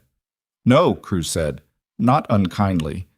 "You're a witness and a potential civil plaintiff in the defamation action. You cannot be in the room." Evelyn accepted it for the second time that morning, which was one more time than she found comfortable. Mercer found her in the hallway outside the conference room at 7:40, holding a cup of coffee she'd gotten from the machine on the second floor that dispensed something that tasted like coffee, had heard a rumor about coffee. "Cho's attorney called again," he said. "She's adding a condition." "What condition?" "She wants the defamation action against you dropped before she says anything. She wants it on record that she's not cooperating as part of an effort to protect Fitch's legal strategy." He looked at Evelyn. "She's trying to put distance between herself and Prael's narrative. She's been watching the news coverage. Since 5 a.m. apparently." He paused. "The condition isn't unreasonable. Prael filed the defamation action, but the filing party of record is Hartwell Memorial. Cho can legitimately say that cooperating while that action stands makes her look like a company loyalist rather than a truth teller. Can Cruz get it withdrawn? She's calling Hartwell's board council at 8. He paused. "The board is going to have a difficult morning regardless. The warrant for Fitch goes out at 9. Fitch holds 2 board seats. That information becoming public will create immediate board action," Evelyn said. "They'll distance themselves from him as fast as possible, which means the defamation action, which was filed under Hartwell's institutional name, becomes a liability rather than a shield." Mercer looked at her. "It'll be withdrawn by noon, probably faster." She drank the bad coffee and thought about Sandra Cho sitting somewhere in Drenwick, deciding whether the woman she'd been for 26 months was the woman she wanted to remain. "She's going to cooperate," Evelyn said. "What makes you certain?" "Because she checked out of the hotel at 5:40 but didn't take her car. She went somewhere on foot in a city she doesn't live in, with no vehicle, and an attorney she's had for 2 days. She looked at Mercer. "That's not someone running. That's someone sitting in a coffee shop somewhere watching the news on her phone and waiting to see which way the wind is blowing before she makes the call." Mercer thought about that. "You think she's nearby?" "I think she never left the radius," Evelyn said. "She's close enough to come in quickly if she decides to. Which means she's already decided, mostly. She just needs the condition met." The condition was met at 8:22 a.m. Hartwell's board counsel called Cruz and withdrew the defamation action, effective immediately, in a conversation that lasted 4 minutes and was, by Cruz's account afterward, notable for its brevity and the complete absence of any defense of the filing's original merits. At 8:31, Cho's attorney called back. At 8:47, Sandra Cho walked into the federal building on Crane Street through the front entrance. She was 44 with the look of someone who had aged several years in the last 36 hours. She was accompanied by her attorney, a compact man named Webb, who moved like a former athlete and said very little. She didn't look at anyone in the lobby except straight ahead. Evelyn was at the far end of the hallway when Cho passed. Cho didn't look at her, but she slowed almost imperceptibly for one step. Then she kept walking. She met Hale at 9:15 in a conference room on the 4th floor that Westfall had arranged, which meant it was quiet and not in use and had a window that looked at a parking structure instead of the street. She'd been in that building for 3 hours and hadn't been outside since, and the parking structure view was what it was. Hale was 60, or close to it. He had the build of a man who had once been physically formidable and had transitioned to the kind of authority that didn't need physical dimensions to make itself known. He was in civilian clothes, khaki trousers, a dark shirt, and he stood when she came in, which she hadn't expected. They looked at each other for a moment across the conference table. "You should have told me," she said. "Yes," he said. "I should have." She sat down. He sat down. "Why didn't you?" He was quiet for a moment, not gathering an excuse, just finding the honest version. "Because you would have said no. You'd built a life that didn't include any of this, a clean separation. I respected that you wanted it, but not enough to honor it. Not enough to honor it when the alternative was leaving those patients without someone who could see what was happening to them." He held her gaze. "I was wrong about the method. I was not wrong about you." She thought about that. About the years in Drenwick. About 11 incident reports deleted from a system. About a 12-year-old boy in the ICU who was going to go home eventually and tell people about the aquarium that he didn't quite make it to. "The document," she said. "Last night." "I can't speak to that." "Can't or won't?" "Won't," he said. "But I'll tell you that the person responsible made the right call and will deal with the professional consequences through appropriate channels, and that I have no intention of making those consequences more severe than they need to be." She looked at him. "That's as close to an admission as I'm going to get." "That's as close as is appropriate in this room," he said. She accepted that. "The VA facilities, the other 13 on Westfall's list. What's the timeline?" "That depends on what Cho gives crews this morning. If the operational chain is as complete as we believe, Meridian's contracts at all 32 facilities can be suspended under emergency regulatory authority within 72 hours. He paused. "Fitch's arrest this morning will accelerate the board-level response at Vantage. Institutional investors don't tolerate criminal exposure at operating companies." "The pension fund," she said. "Callan identified it this morning. Was it knowing?" "We don't know yet." He looked at her steadily. "That part of the investigation is going to take months." She nodded. Outside, in the conference room down the hall, she could hear the faint sound of movement. Cruz's team, probably, preparing for the 9 o'clock warrant execution. She checked her watch. 9:08. "Roland Fitch," she said. Where is he right now?" "His residence is in the Drenwick Heights neighborhood. The warrant team is in position." Hale looked at his own watch. "As of about 4 minutes ago." She thought about the whiteboard downstairs, about the name at the top and the lines radiating out from it. "He's going to try to minimize," she said. "His attorney will frame it as a compensation structure issue, not intent to harm. He'll say the protocol was a cost management system and the patient outcomes were unforeseeable." "That's almost certainly the opening position," Hale agreed. "The memo makes that impossible," Evelyn said. "The language in the memo, the ICU admission threshold language, it's specific about desired outcome targets. It's not about cost management in the abstract. It names acceptable mortality rate increases." She looked at him. "Someone at Meridian wrote that, and Fitch signed off on it." "Which is why the memo is the most important piece of evidence in the case," Hale said. "And why someone made sure it got out," she said. He held her gaze and said nothing. Her phone buzzed. Mercer. She answered without breaking eye contact with Hale. "Yeah, it's done," Mercer said. His voice had a quality she hadn't heard in it before. Not relief exactly, but the particular sound of a weight landing somewhere other than on you. Fitch is in custody as of 9:11 a.m. Voluntary surrender at his residence. His attorney was present. She looked at the parking structure through the window. Lowe, she said, presented himself at the federal building 30 minutes ago with his own counsel. He's been in with Cruz's team since 8:50. A pause. He's talking. Of course he is, she said. Shaw. Mercer's voice shifted. There's something else. The forensic team that's been working Hartwell's deleted system records. The incident reports you filed. They recovered them. All 11. Intact. A pause. They also found something else in the system backup. A folder that Lowe created. Private, password protected. The tech team got into it an hour ago. What's in it? Patient files, Mercer said. 37 of them. Patients whose charts were altered, whose triage classifications were changed, whose outcomes were mislabeled in the formal record. His voice was careful and even. He kept them. Lowe kept the accurate records, the real ones, in a private folder on a hospital server. She stood very still. He kept insurance, Hale said quietly, reading her face from across the table. He'd heard enough through the phone. Insurance, she said, into the phone. Mercer, are all 37 recoverable? Can you establish causation between the altered records and the patient outcomes? That's what the medical review team is working on right now, Mercer said. But yes, we think so, for most of them.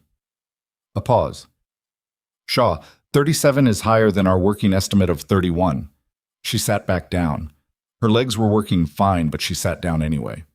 37 people, she said. 37 cases with altered documentation. The actual mortality number within that group, we don't have the final figure yet. Some of them may have survived despite the altered care pathway. His voice was careful. But some didn't. She said, I need you to make sure Jordan Falk has everything we need to notify the families, all of them, before this goes public in a way they hear about from a news outlet. That's already being coordinated with Cruz's office, Mercer said. It's a priority. She ended the call. Hale was watching her with an expression that was steady and not trying to be anything it wasn't. He'd spent a career around people processing significant information, and he knew how to give the space for it. She thought about the morning she'd been fired, about the cold coffee and the cardboard box, and the 40 feet she'd driven toward the exit before the PA system had gone off. 37 people, some of whom had died in a room that called itself a hospital under the care of people who were being paid to let them. The offer you and Westfall made, she said. The clinical assessment team, the other facilities. It stands, Hale said. I have conditions. Westfall mentioned. The family's condition is non-negotiable. Someone sits with them, not a legal liaison, not a form letter, a person. Agreed, he said. Full disclosure to me of any prior intelligence on any facility I'm sent into. No more placements without briefings. Agreed. And I want Rosario Vance, she said. She's the best triage-level diagnostician I've worked with. If I'm building a clinical team, she's on it. Hale looked at her for a moment. She's a civilian employee. So am I. He held her gaze, then he said, I'll make it work. She nodded once. Not gratitude, agreement. The difference mattered to her. Her phone buzzed again. This time, it wasn't Mercer's number, or Falk's, or Westfall's. It was an unknown number, different from the previous anonymous ones. New. She looked at it for a moment, then answered. Silence. Then a voice she didn't recognize, male, somewhere in his 50s, with a Midwest flatness to the vowels that suggested the accent was real rather than practiced. Ms. Shaw, the man said, my name is Daniel Pryor. I'm the CFO of Vantage Capital Group. She said nothing. I've been watching the news this morning, he said, and I've been on the phone with our legal team for the past 2 hours. A pause. I want you to understand that I had no knowledge of the specific operational protocols that Meridian implemented at its managed facilities. I want that on record. I'm not a court reporter, Mr. Pryor, she said. You should be talking to the U.S. Attorney's Office. I've been advised not to do that yet, he said. I've also been advised that the strongest path for Vantage, from an institutional responsibility standpoint, is full cooperation. Another pause, longer this time. But before I make that call, I want to know who I'm dealing with. I want to know that the information I provide goes toward prosecuting the people responsible and not toward—" He stopped. "Not toward what?" she said. "Not toward protecting anyone who should also be prosecuted," he said carefully. She looked at Hale across the table. He couldn't hear the call, but he was watching her face and reading it. "Mr. Pryor," she said, "who are you worried about protecting?" A pause that lasted exactly long enough to change the character of the conversation. "Roland Fitch has a partner at Vantage," Pryor said. "A silent partner. Not on any public documentation. Not in any corporate registry that your investigators have found yet." His voice was steady, but had something under it. The careful control of someone who had been holding a significant piece of information and had decided the cost of holding it was now higher than the cost of releasing it. "The partner has been involved in the Meridian framework from the beginning. Before Fitch, the partner is the one who designed the incentive structure that Fitch implemented." She said, "Who is it?" Another pause. "The partner's name," Pryor said slowly, "is Harmon." She felt something tighten in her chest. "Judge Harmon," she said. "The judge who signed the stay last night." "Before he was a judge," Pryor said, "he was a Vantage founding partner. He divested, officially, when he took the bench, but the divestment was structured through a series of blind trusts that—" He stopped. "That I helped design," he said, "which is why I'm calling you instead of an attorney." Hale was on his feet now. He'd read enough in her face to know something had shifted. She kept her voice level through pure discipline. "Mr. Pryor, I need you to stay exactly where you are. I'm going to give you a number to call in the next 5 minutes. His name is Arthur Mercer. He is a federal investigator, and you are going to tell him everything you just told me in detail with documentation." "In Vantage," Pryor said, "my position? That's not my determination to make," she said. "But I can tell you that the first person through the door with documentation gets a different conversation than everyone who follows." She paused. "You have 5 minutes, Mr. Pryor." She ended the call. Hale looked at her. "The judge who signed the stay," she said. "He's a founding partner of the fund that owns Meridian. He divested on paper when he took the bench, but the divestment was structured to maintain financial interest." She looked at Hale. "He didn't sign the stay because Pryor got to his clerk. He signed it because he's been protecting his own investment." Hale was already reaching for his phone. "Cruz needs to hear this in the next 4 minutes," she said. "I know." He was dialing. She stood by the window looking at the parking structure while Hale made the call. In the lot below, a woman was trying to get a stroller into a car's back seat and failing, the stroller's wheel catching on the doorframe, trying again. A normal Wednesday morning in a city that had no idea a federal judge had just been implicated in a medical fraud network that had killed at least 37 people. She thought about the whiteboard downstairs, about the name at the top. Fitch's name was going to have to be moved. Hale ended his call. He looked at her with an expression that had something in it she couldn't quite categorize. Professional respect, maybe, but older and less formal than that. The look of someone who had put a person in a difficult position and was watching them handle it in a way that exceeded what even a high estimate would have predicted. "Cruz is looping into the FBI's Judicial Corruption Unit," he said. "The Harmon situation becomes a separate case, but it connects." "It connects because the stay was designed to give Fitch time," she said. "And the time was going to be used to clean up whatever remained. Documents, witnesses, records." She looked at him. "If Pryor hadn't called—" "But he did. Because the news coverage this morning scared him," she said. "Because someone made sure there was a competing narrative running alongside Pryor's story about the disgruntled nurse." She looked at Hale steadily. "The second story. The one about Marcus and me staying in the building. 3 outlets simultaneously at 5:47 a.m. Hale said nothing. "That's the same person who sent me the document," she said. "And the stairwell tip. Running a parallel information campaign designed to apply public pressure at exactly the right moments." She kept her eyes on him. "That's not a whistleblower, that's a strategist." Hale held her gaze for a long moment. "General," she said quietly, "when I take the clinical assessment team, when I go into the next facility on that list, am I going to be the only one running a parallel operation, or is someone always going to be running one alongside me without telling me?" He was quiet for long enough that the silence was its own kind of answer. Then his phone rang. He looked at the screen. Something in his face shifted. Not alarm. Something more controlled than alarm and less contained than composure. He said, "I need to take this." He answered and moved toward the window, and she caught 3 words before he lowered his voice past hearing.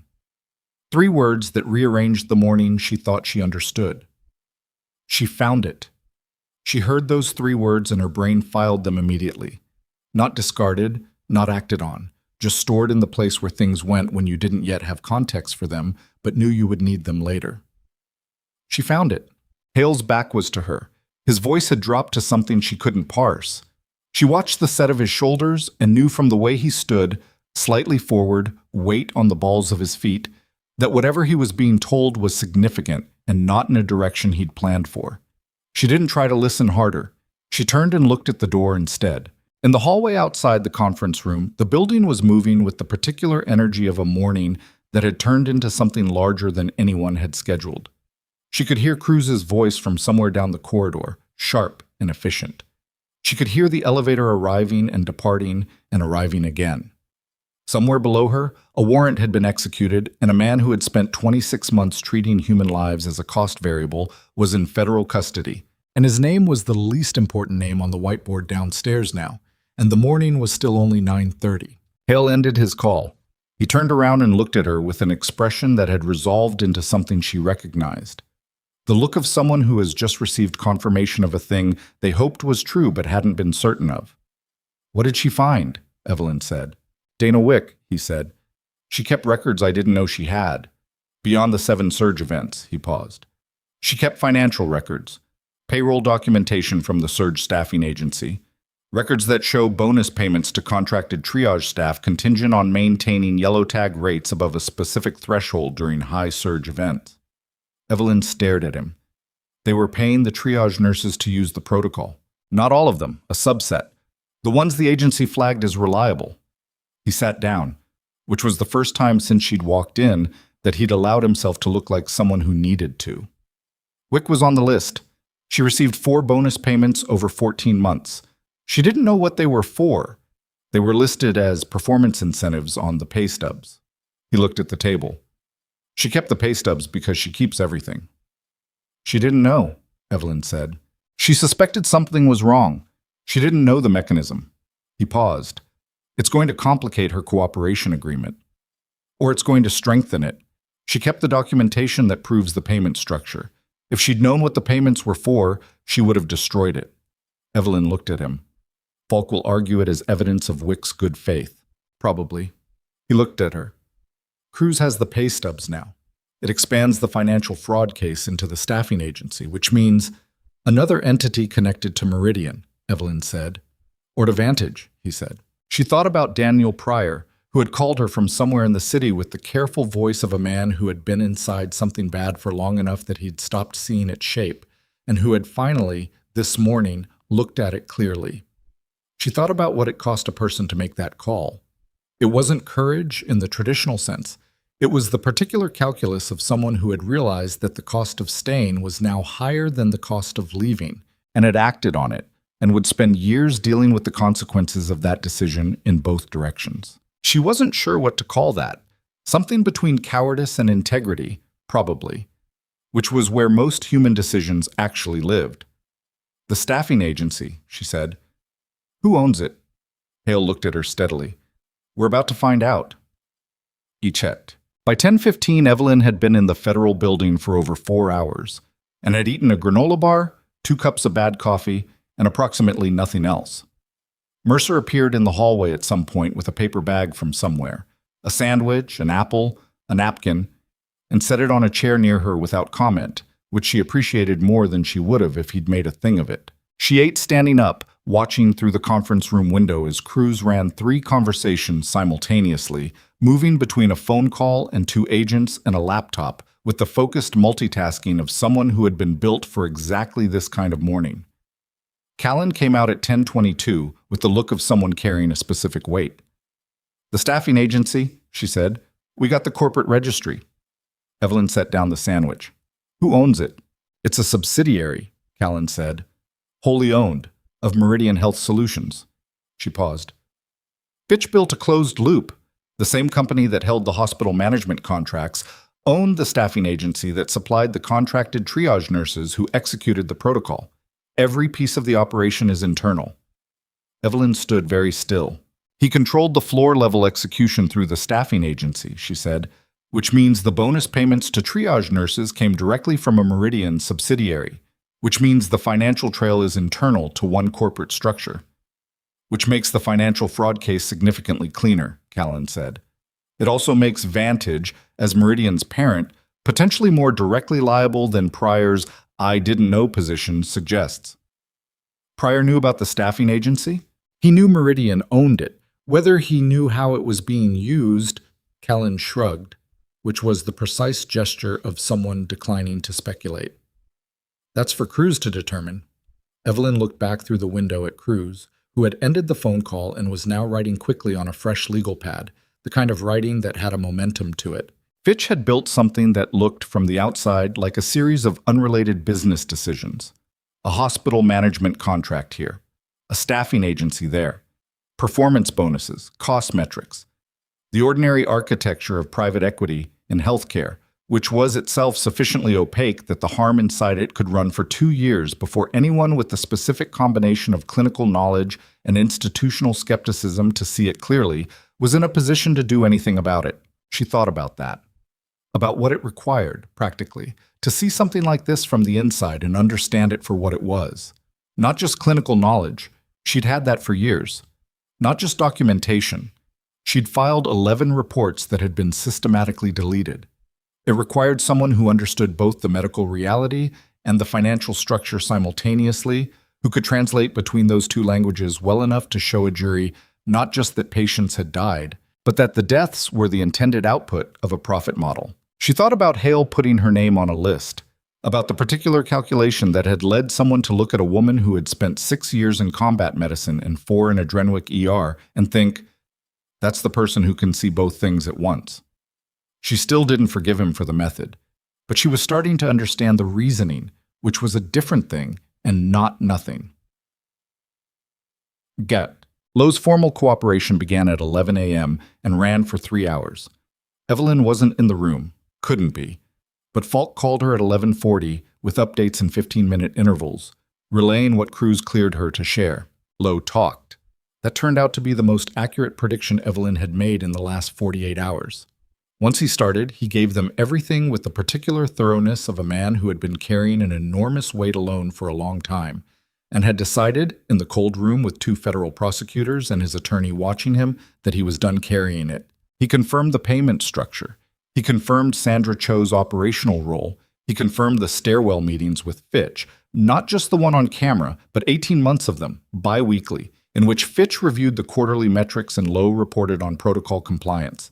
He confirmed the chart alteration methodology, the specific system access credentials used, the administrative accounts created to make the changes, the backup deletion protocol that was supposed to remove the metadata trails that Callan's team had already recovered.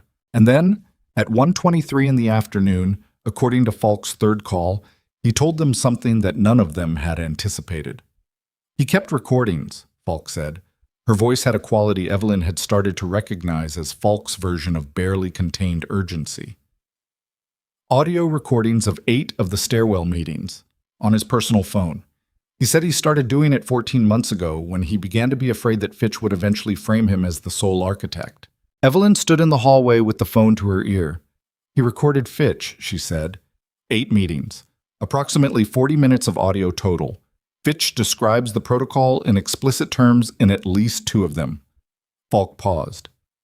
In one recording, he uses the phrase acceptable attrition, in context. Acceptable attrition. She let that sit for a moment, let herself feel the full weight of it, not the legal significance, which was enormous, but the human meaning underneath it. A man in a suit in a concrete stairwell using a phrase from military casualty analysis to describe the deaths of people who had come to a hospital for help. People with names. With families who were going to get phone calls this week from a victim liaison coordinator who would sit across from them and try to explain the inexplicable. Falk, she said. Yeah. The families, the notification process. Where are we on that? Cruz's office has a victim services coordinator starting outreach this afternoon. 11 confirmed families initially, then expanding as the medical review determines additional cases.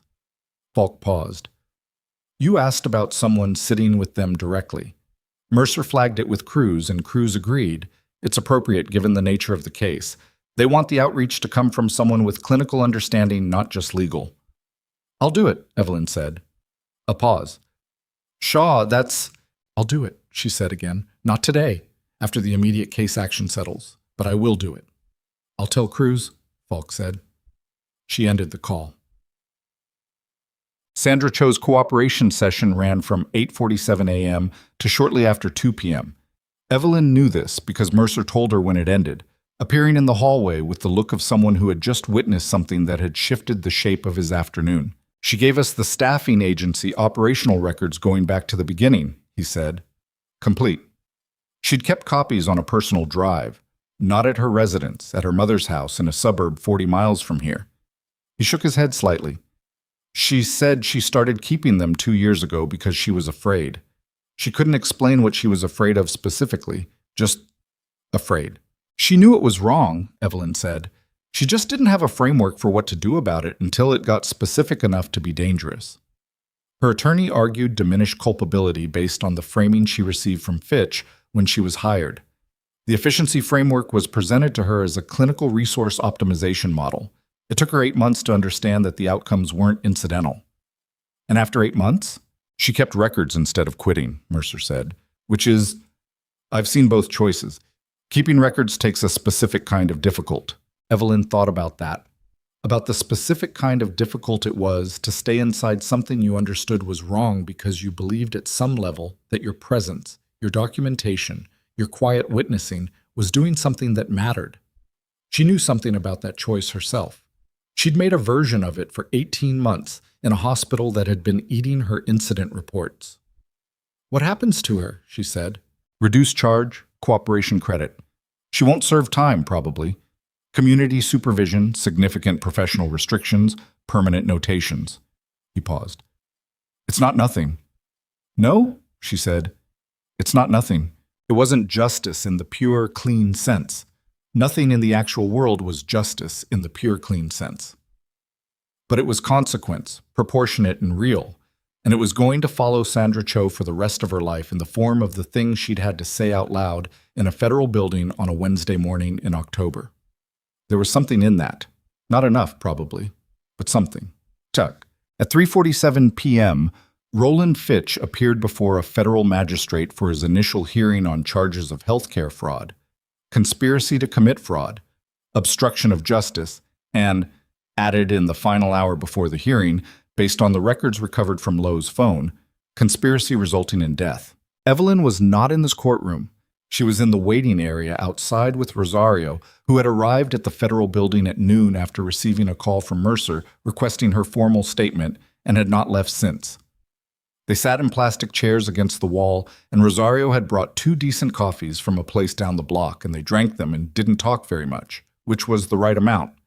The hearing lasted 22 minutes. Fitch entered a not guilty plea, which his attorney announced with the specific confidence of someone who knew the plea was going to become significantly more complicated once the audio recordings were entered into evidence. The bail request was denied on flight risk grounds, which Evelyn heard about from Falk via text message at 4:09 p.m. She read the message and handed her phone to Rosario so she could read it too. Rosario read it, looked up, and said, "Good. 1 word. Precise and sufficient." They sat for a moment longer. "The charge coordinator position at Hartwell," Rosario said. "With Cho out, they're going to need to restructure the department." "The entire department," Evelyn said. "Under new leadership, new oversight protocols. The ER is probably going to be under regulatory review for 6 months minimum." "It needs to be," Rosario said. Not with satisfaction, exactly. With the matter-of-fact tone of someone who had spent 4 years watching a department malfunction and was now watching the malfunction get addressed, which was the appropriate response to a problem being solved rather than the triumphant one people sometimes expected. "I'm being asked to lead something," Evelyn said. Rosario looked at her. "A clinical assessment team. Federal. Looking at other facilities with similar patterns." She looked at the wall across from them, which had a health and safety poster on it that had been there long enough to fade. "I want you on it." Rosario was quiet for a moment. "What does it involve?" "Going into hospitals, reading the cultures, Finding the patterns before they become Hartwell. She paused. Using what you know. Would I still be a nurse? You'd be a clinical specialist on a federal oversight team, which practically means you'd be a nurse with authority and federal backing and significantly better documentation tools. Rosario turned her coffee cup in her hands. My kids are in school here. The work would be based out of Drenwick mostly. There would be travel, but home-based stays. Rosario looked at the faded poster. Give me a week to think about it. Take 2, Evelyn said, but come back with yes. Rosario looked at her sideways, almost smiled. You haven't changed much. I've changed plenty, Evelyn said. I'm just better at deciding what I want. Judge Harmon recused himself from all Hartwell-related proceedings at 5:15 p.m. that afternoon, citing a potential conflict of interest, in language so vague it would have been meaningless without the context of Daniel Pryor's call and the corporate registry documentation that Callan's team had been assembling since morning. The recusal was public. By 6 p.m., 2 legal journalists had connected it to the Fitch arrest. By 7 p.m., Harmon's name was on the same broadcast that had been running Prayel's disgruntled nurse narrative 16 hours earlier. By 8 p.m., the FBI's Judicial Corruption Unit had opened a formal inquiry. Evelyn heard about all of this incrementally, in pieces, while she was sitting in a hospital room on the 5th floor of Hartwell Memorial with a 12-year-old boy named Marcus and his mother, a woman named Pauline, who had arrived in the ICU waiting room on Tuesday in the worst hours of her life and had not fully left the building since. She'd come to check on him, not officially, not as part of anything formal, just because he was there and she'd told him she'd be around. And she kept her word when she could. And this was something she could. Marcus was doing well.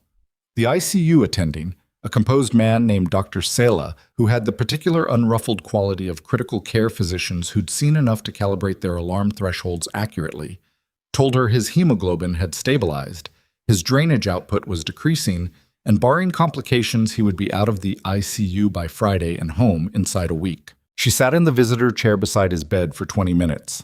He was awake and slightly drowsy from pain medication and very interested in the TV remote, which he kept losing under the blanket. Did you find out about the others? He asked. From the van. I checked, she said. All 7. Everyone's okay. He found the remote. The driver? He's going to be okay too, she said. He had a harder time of it, but he's going to be okay. Marcus turned the TV on, turned it off again, turned it on, apparently finding the action itself more satisfying than any specific content. My mom cried a lot, he said. Not complaining, just reporting. She was scared. She said you stayed. He looked at the TV. When you were supposed to leave. Yeah. Why? She thought about how to answer that honestly for a 12-year-old who was high on pain medication and had been through more than his week was supposed to contain. Because I saw something that needed to be done, she said, and I was the person who could do it. He considered that for a moment. That's a good reason, he said, with the simple evaluative confidence of someone who hadn't yet learned to hedge his assessments. I thought so, she said. Pauline walked her to the elevator when she left. She was a small woman, probably 38, with the look of someone who had organized her fear into something functional and was only now, as the functional crisis was resolving, beginning to feel the full weight of it. I heard about what happened, she said, at the elevator. About the hospital, about the other patients. It was on the news tonight. Yes, Evelyn said. Pauline looked at the elevator door. Were you fired because you were asking questions about it? Before everything? Yes, Evelyn said. Pauline was quiet for a moment. Her jaw worked slightly, which was the look of someone deciding whether to say the thing they were feeling. That's not fair, she finally said. Simple and direct. No, Evelyn agreed. It wasn't. But you came back anyway. Evelyn looked at the elevator numbers descending. I was still in the parking lot, she said. I just got back out of the car. The elevator arrived. She got in. Pauline was still standing in the hallway, and she looked, in that last second before the doors closed, exactly like what she was. A mother who had almost lost her child in a building that was supposed to keep him safe, and who was processing the scale of what almost means by standing very still in a hospital hallway and letting herself feel it. The doors closed. Evelyn got home at 9:15. The apartment was dark and quiet, and she stood in it for a moment without turning on a light, just letting herself be in the stillness of a space that had been there waiting while the last 48 hours had happened everywhere else. She turned the lamp on, sat at the kitchen table, put her phone face down. She'd gotten 23 messages in the last 6 hours that she hadn't responded to. 2 from journalists. She didn't know how they'd gotten her number. Several from colleagues at Hartwell who'd seen the news. 1 from a former unit member she hadn't spoken to in 3 years that said only, "saw the news." Sounds right. 1 from Jordan Falk summarizing the day's legal developments in bullet-pointed paragraphs that managed to be both comprehensive and readable, which said something about Falk as a person. 1 from Mercer that said he'd be in touch tomorrow and to get some rest, which she noted was the first time he'd used any words adjacent to care in any of their exchanges, and which she suspected cost him something. And 1, time-stamped 7:48 p.m., from the anonymous number, the last one she'd ever received from it, though she didn't know that yet. She read it sitting at the table. When you go into the next facility, and you will go, remember that the system will tell you you're the problem. It always tells that to the person who can actually see it. Don't believe it twice. She read it twice. Then she set the phone down and sat with the silence for a while. She thought about the 11 families who would receive calls this week, about the 37 case files now being reviewed by a medical team that would spend months determining how many of those patients had died because a man named Fitch had decided their survival was a cost his model couldn't absorb. She thought about what it would be like to sit across from one of those families and say the thing that needed to be said without any protective distance between herself and their grief. She'd done difficult things.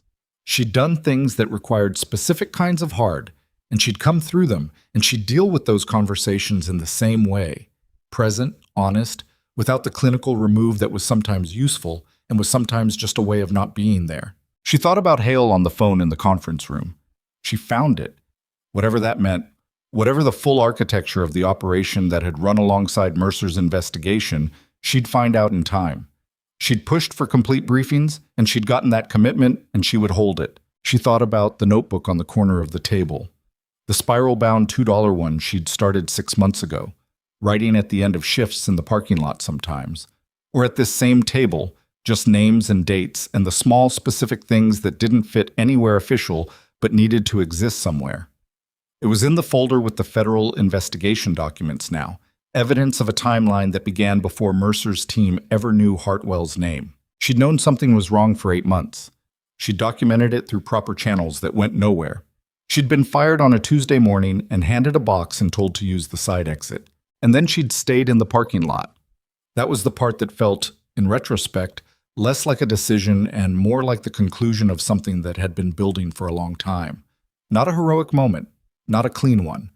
A woman in a car in a parking lot who heard an alarm and couldn't make herself drive away from it because she knew what was in that building and she knew what was coming and she was still, underneath all the years and the distance and the careful, separate life she'd built, someone who ran toward the thing instead of away from it.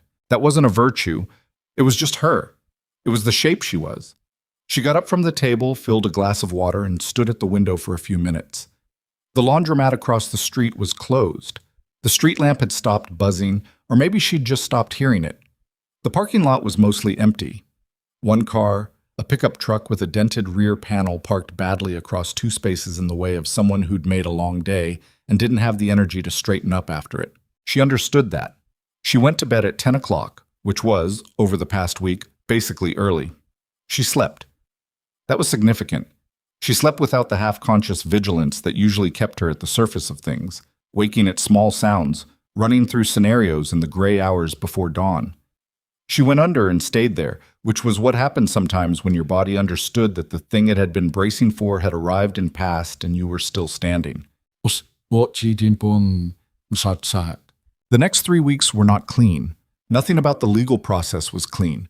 It was thorough and necessary, and populated by moments that required her to say difficult things in recorded rooms to people with legal pads, and by moments that were merely tedious, and by moments that were quietly devastating, like the afternoon she sat with the family of the 67-year-old man who had died in the overflow room 8 months ago. His name had been Gerald Mack. He had been a retired electrician who grew tomatoes in a garden behind his house in a Drenwick suburb, and went to the ER the night he died because his chest had been hurting for 2 hours, and his daughter had insisted. He'd been triaged as gastrointestinal distress. He'd been sent to overflow.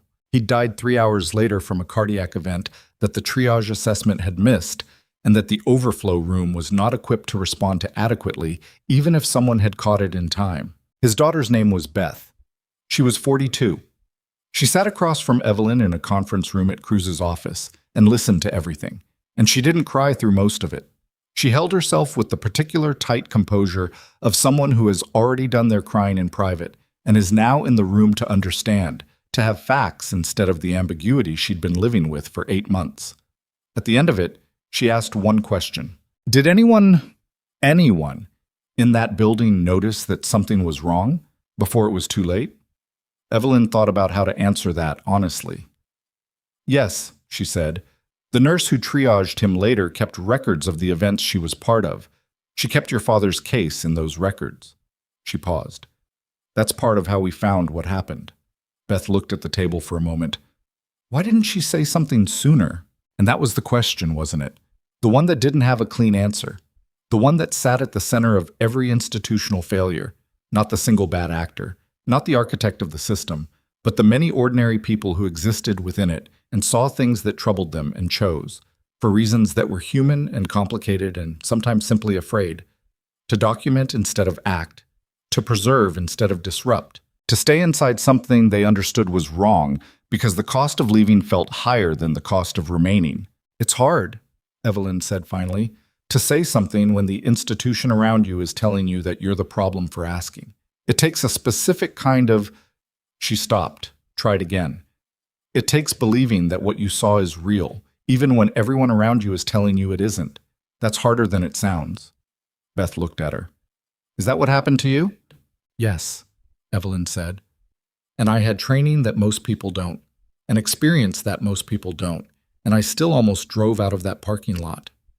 Beth was quiet. I'm sorry, Evelyn said, for your father, for the time it took, for all of it. Beth nodded. She didn't say it was okay because it wasn't, and she was not the kind of person who said things that weren't true. Evelyn respected that enormously. They sat for another minute in silence.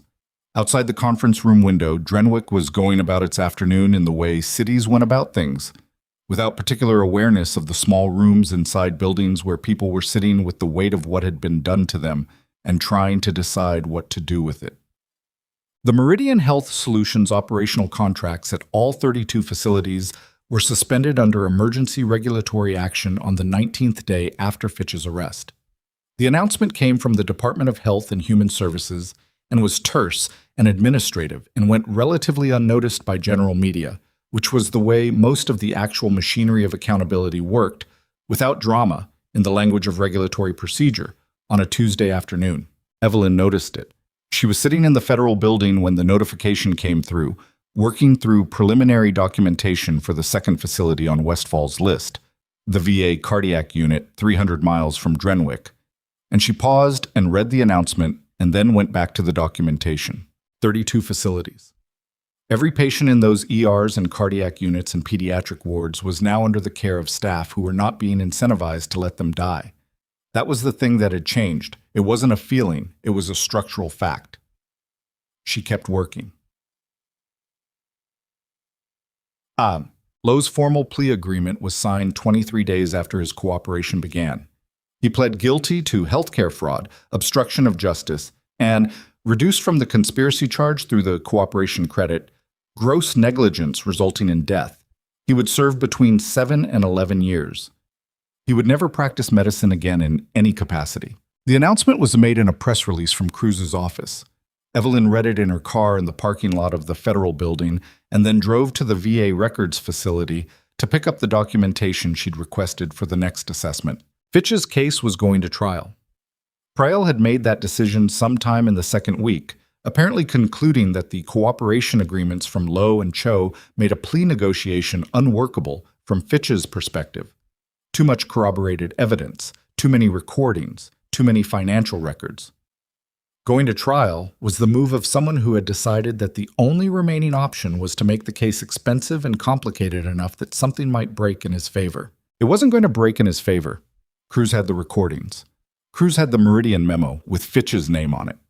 Cruz had 37 altered patient files and a financial trail that ran from Vantage Capital through Meridian, through a staffing agency subsidiary, to bonus payments to contracted triage nurses. Evelyn would testify. She knew that. She was prepared for it in the way she was prepared for things that were difficult and necessary and would require her to sit in a room and say clearly what she knew, and to be cross-examined by an attorney who would do his best to make her sound like what Priel's original press release had said she was, a disgruntled, fired employee with a grievance, and to hold her ground through that, which she would do without drama and with considerable specificity. That was months away. There was other work to do first. She was in the hallway outside Hale's borrowed office on the 4th floor of the federal building when he called her in, 26 days after the Hartwell MCY. It was a gray November morning with the first serious cold of the season coming through every door that opened. He was behind a desk that wasn't his, in a building that wasn't his facility, in civilian clothes that still didn't quite sit right on him. He looked like what he was, a military man doing civilian work and doing it deliberately. She sat across from him. On the desk was a folder. He pushed it toward her. She opened it. Her name at the top. Her original service record, complete, not the administrative version that had gone into the nursing license application 4 years ago.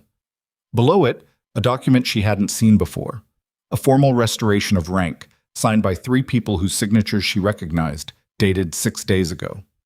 Major Evelyn Shaw. She looked at it for a moment. "This isn't necessary," she said.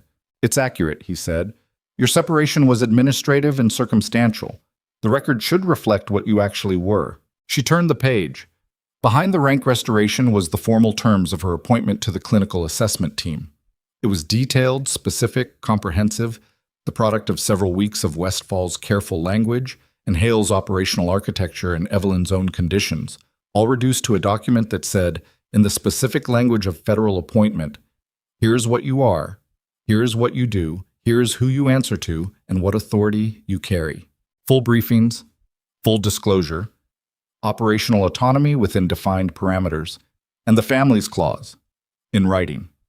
A requirement that any facility assessment resulting in criminal referral include a coordinated victim notification process conducted by clinical personnel with direct knowledge of the cases." "Rosario signed," he said. She looked at him. "Yesterday. She'll start with the second facility assessment, the VA cardiac unit. She said she needed 2 weeks. She took one."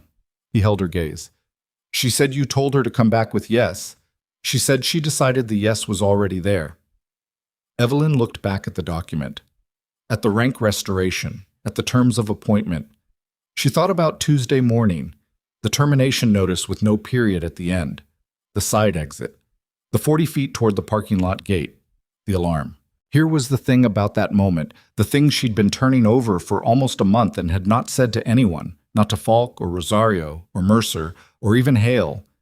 It hadn't felt like heroism. It hadn't felt like a decision made from strength or clarity or the particular confidence that people in retrospect attributed to the people who stayed when they should have gone. It had felt like being unable to leave, like her hands on the gear shift and her foot not moving to the brake because some part of her that was older and less rational than her conscious mind simply would not allow it. It had felt like the opposite of choice, like constraint, like being too shaped by what she knew to do the thing that was easier.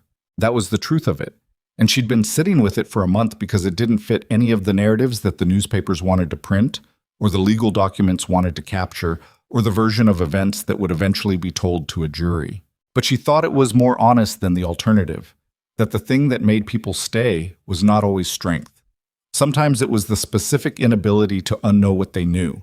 Sometimes it was just being in a parking lot, in a car, with an alarm going off inside a building you understood too well to drive away from. She picked up the pen from Hale's desk. She signed the appointment document. She put the pen down. "The VA facility," she said. "The cardiac unit. What are we looking at?" He opened his own folder. Elevated mortality in the 65 and over cohort over 18 months. Anomalous escalation delays. Patients arriving with acute cardiac presentations being held in standard intake for longer than protocol justifies before cardiology is notified. He paused. "Sound familiar?" "Yes," she said. There are 7 staff members whose names appear in the anomalous case files with unusual frequency. 2 of them are contracted through an agency we haven't fully identified yet. Run the agency through Callan, she said immediately. Before we go in, if it connects to Meridian or to any Vantage subsidiary, already requested, he said. She looked at the facility summary. The hospital name, the city, the department structure, the names. She began building the framework in her mind. The way she always started, not with the data but with the architecture, the shape of how a department was organized, where the decision points were, who had authority over what, and where the gaps between authority and accountability might be. It was the same skill, the same combination of clinical knowledge and institutional pattern recognition that had put her name on Hale's list 3 years ago and had made his reasoning, however unauthorized its application, factually correct. She could see what other people couldn't see. Not because she was exceptional in every dimension. She wasn't. She made mistakes. She'd nearly left a child to die in a parking lot once by almost driving away from an alarm. But because she'd been trained in 2 disciplines that almost never occupied the same person, and the intersection of them produced a view that had no other occupant. That view had a cost. It always had a cost. She'd paid it in 8 months of incident reports going nowhere, and a termination notice stamped with fake authority, and a Tuesday morning in October that had changed every subsequent thing. But she'd paid it, and she was still here, and there were 14 facilities on Westfall's list, and a VA cardiac unit in a city 300 miles away, where patients over 65 were dying at a rate that didn't make sense. She closed the folder. "When do we leave?" she said. Hale looked at her with the particular expression of someone who has spent a significant portion of their professional life waiting to hear a specific person ask exactly that question. "Monday," he said, "unless you need more time." "I don't need more time," she said. She stood up, picked up her jacket, the folder with her appointment documents under her arm. There were people who would tell this story later, and they would tell it the way stories got told, with a shape and a momentum and a clarity that the actual living of it didn't have. They would say, she was fired on a Tuesday, and she stayed, and she saved a boy, and she brought down a system, and she was vindicated. And all of that would be true, technically, in the way that facts were true. What they wouldn't say, because it didn't fit the shape of how stories worked, was that she'd been afraid in that parking lot, that she'd almost left, that she'd spent 8 months filing reports that went nowhere, and had started to doubt, in the small hours when everything was quietest, whether she was the problem after all, whether the institution's version of her was more accurate than her own, that the 11 incident reports she'd made careful copies of were also, in part, evidence she'd kept because she'd needed to remind herself that she'd seen what she'd seen, that it was real, that she wasn't wrong. That doubt was the part nobody told you about, the part that came between knowing something was wrong and being able to do anything about it. The long interior argument between what you observed and what the world around you insisted you were observing. The institutional pressure that operated not through threat, but through repetition, through the steady drumbeat of being told, in procedures and forms and performance reviews, and finally in a termination notice with no period at the end, that the problem was you. She'd held on. Not gracefully. Not without cost. But she'd held on. And the holding had looked from the outside like strength, and from the inside it had sometimes been strength, and sometimes been stubbornness, and sometimes been the simple refusal to stop trusting her own eyes. You couldn't separate those things out cleanly. They came together, or they didn't come at all. She walked out of Hale's office and down the hallway toward the elevator. Rosario was downstairs, in the conference room that had become their shared workspace, building the preliminary assessment framework for the VA facility. Mercer was down the hall, still running the Fitch case with the particular focused energy of someone who understood that a case this size would be part of his professional landscape for the next several years and had made his peace with it. Cruz was in her office, which Evelyn passed on the way to the elevator, and Cruz looked up briefly through the glass, and they exchanged the precise nod of 2 people who had worked alongside each other through something difficult and had come out of it with mutual respect that neither of them would describe as warmth, but that functioned like it. She pressed the elevator button. She thought about Marcus. She'd seen him twice more since the hospital, once when he was discharged, once when Pauline had brought him to the federal building so he could see where the legal part of what had happened to him was being processed, which Pauline had described as educational, and which Marcus had described accurately as a lot of rooms with folders in them. He'd be okay. He'd go to the aquarium eventually. He'd probably be bored by the exhibit about coastal sediment formation and very interested in the sharks. He'd go back to school in time for most of the second semester. He'd have a scar on his left side that would fade to something faint over the years. When he was older, he would remember that a nurse had kept a hand on his and said, "We caught it, that's what it means." And he might not remember her name, but he would remember the feeling of being told the truth at exactly the moment he needed it. That was enough. It didn't require his gratitude or her recognition or any other formal completion. It was enough on its own terms. The elevator arrived. She got in, pressed the lobby button, and wrote it down. In the lobby, through the heavy glass doors, Drenwick was going about its day. Gray and cold and ordinary, and full of people who didn't know what had happened in the buildings around them over the past month, which was fine. That was the right relationship between the world and its infrastructure of accountability. It shouldn't have to be visible. It should just work. She pushed the door open and stepped out into the November cold. 300 miles away, a VA hospital's cardiac unit was running a pattern that didn't make sense, and she was the person who could see it. She walked to her car, put the folder on the passenger seat where the cardboard box had been, and started the engine. The dashboard crack was still there. She still hadn't fixed it. She probably wouldn't fix it now. It had become, in the strange way of small, persistent things, a kind of marker, a feature of the version of her life that had existed before Tuesday and continued into whatever came after it. She pulled out of the lot and turned north.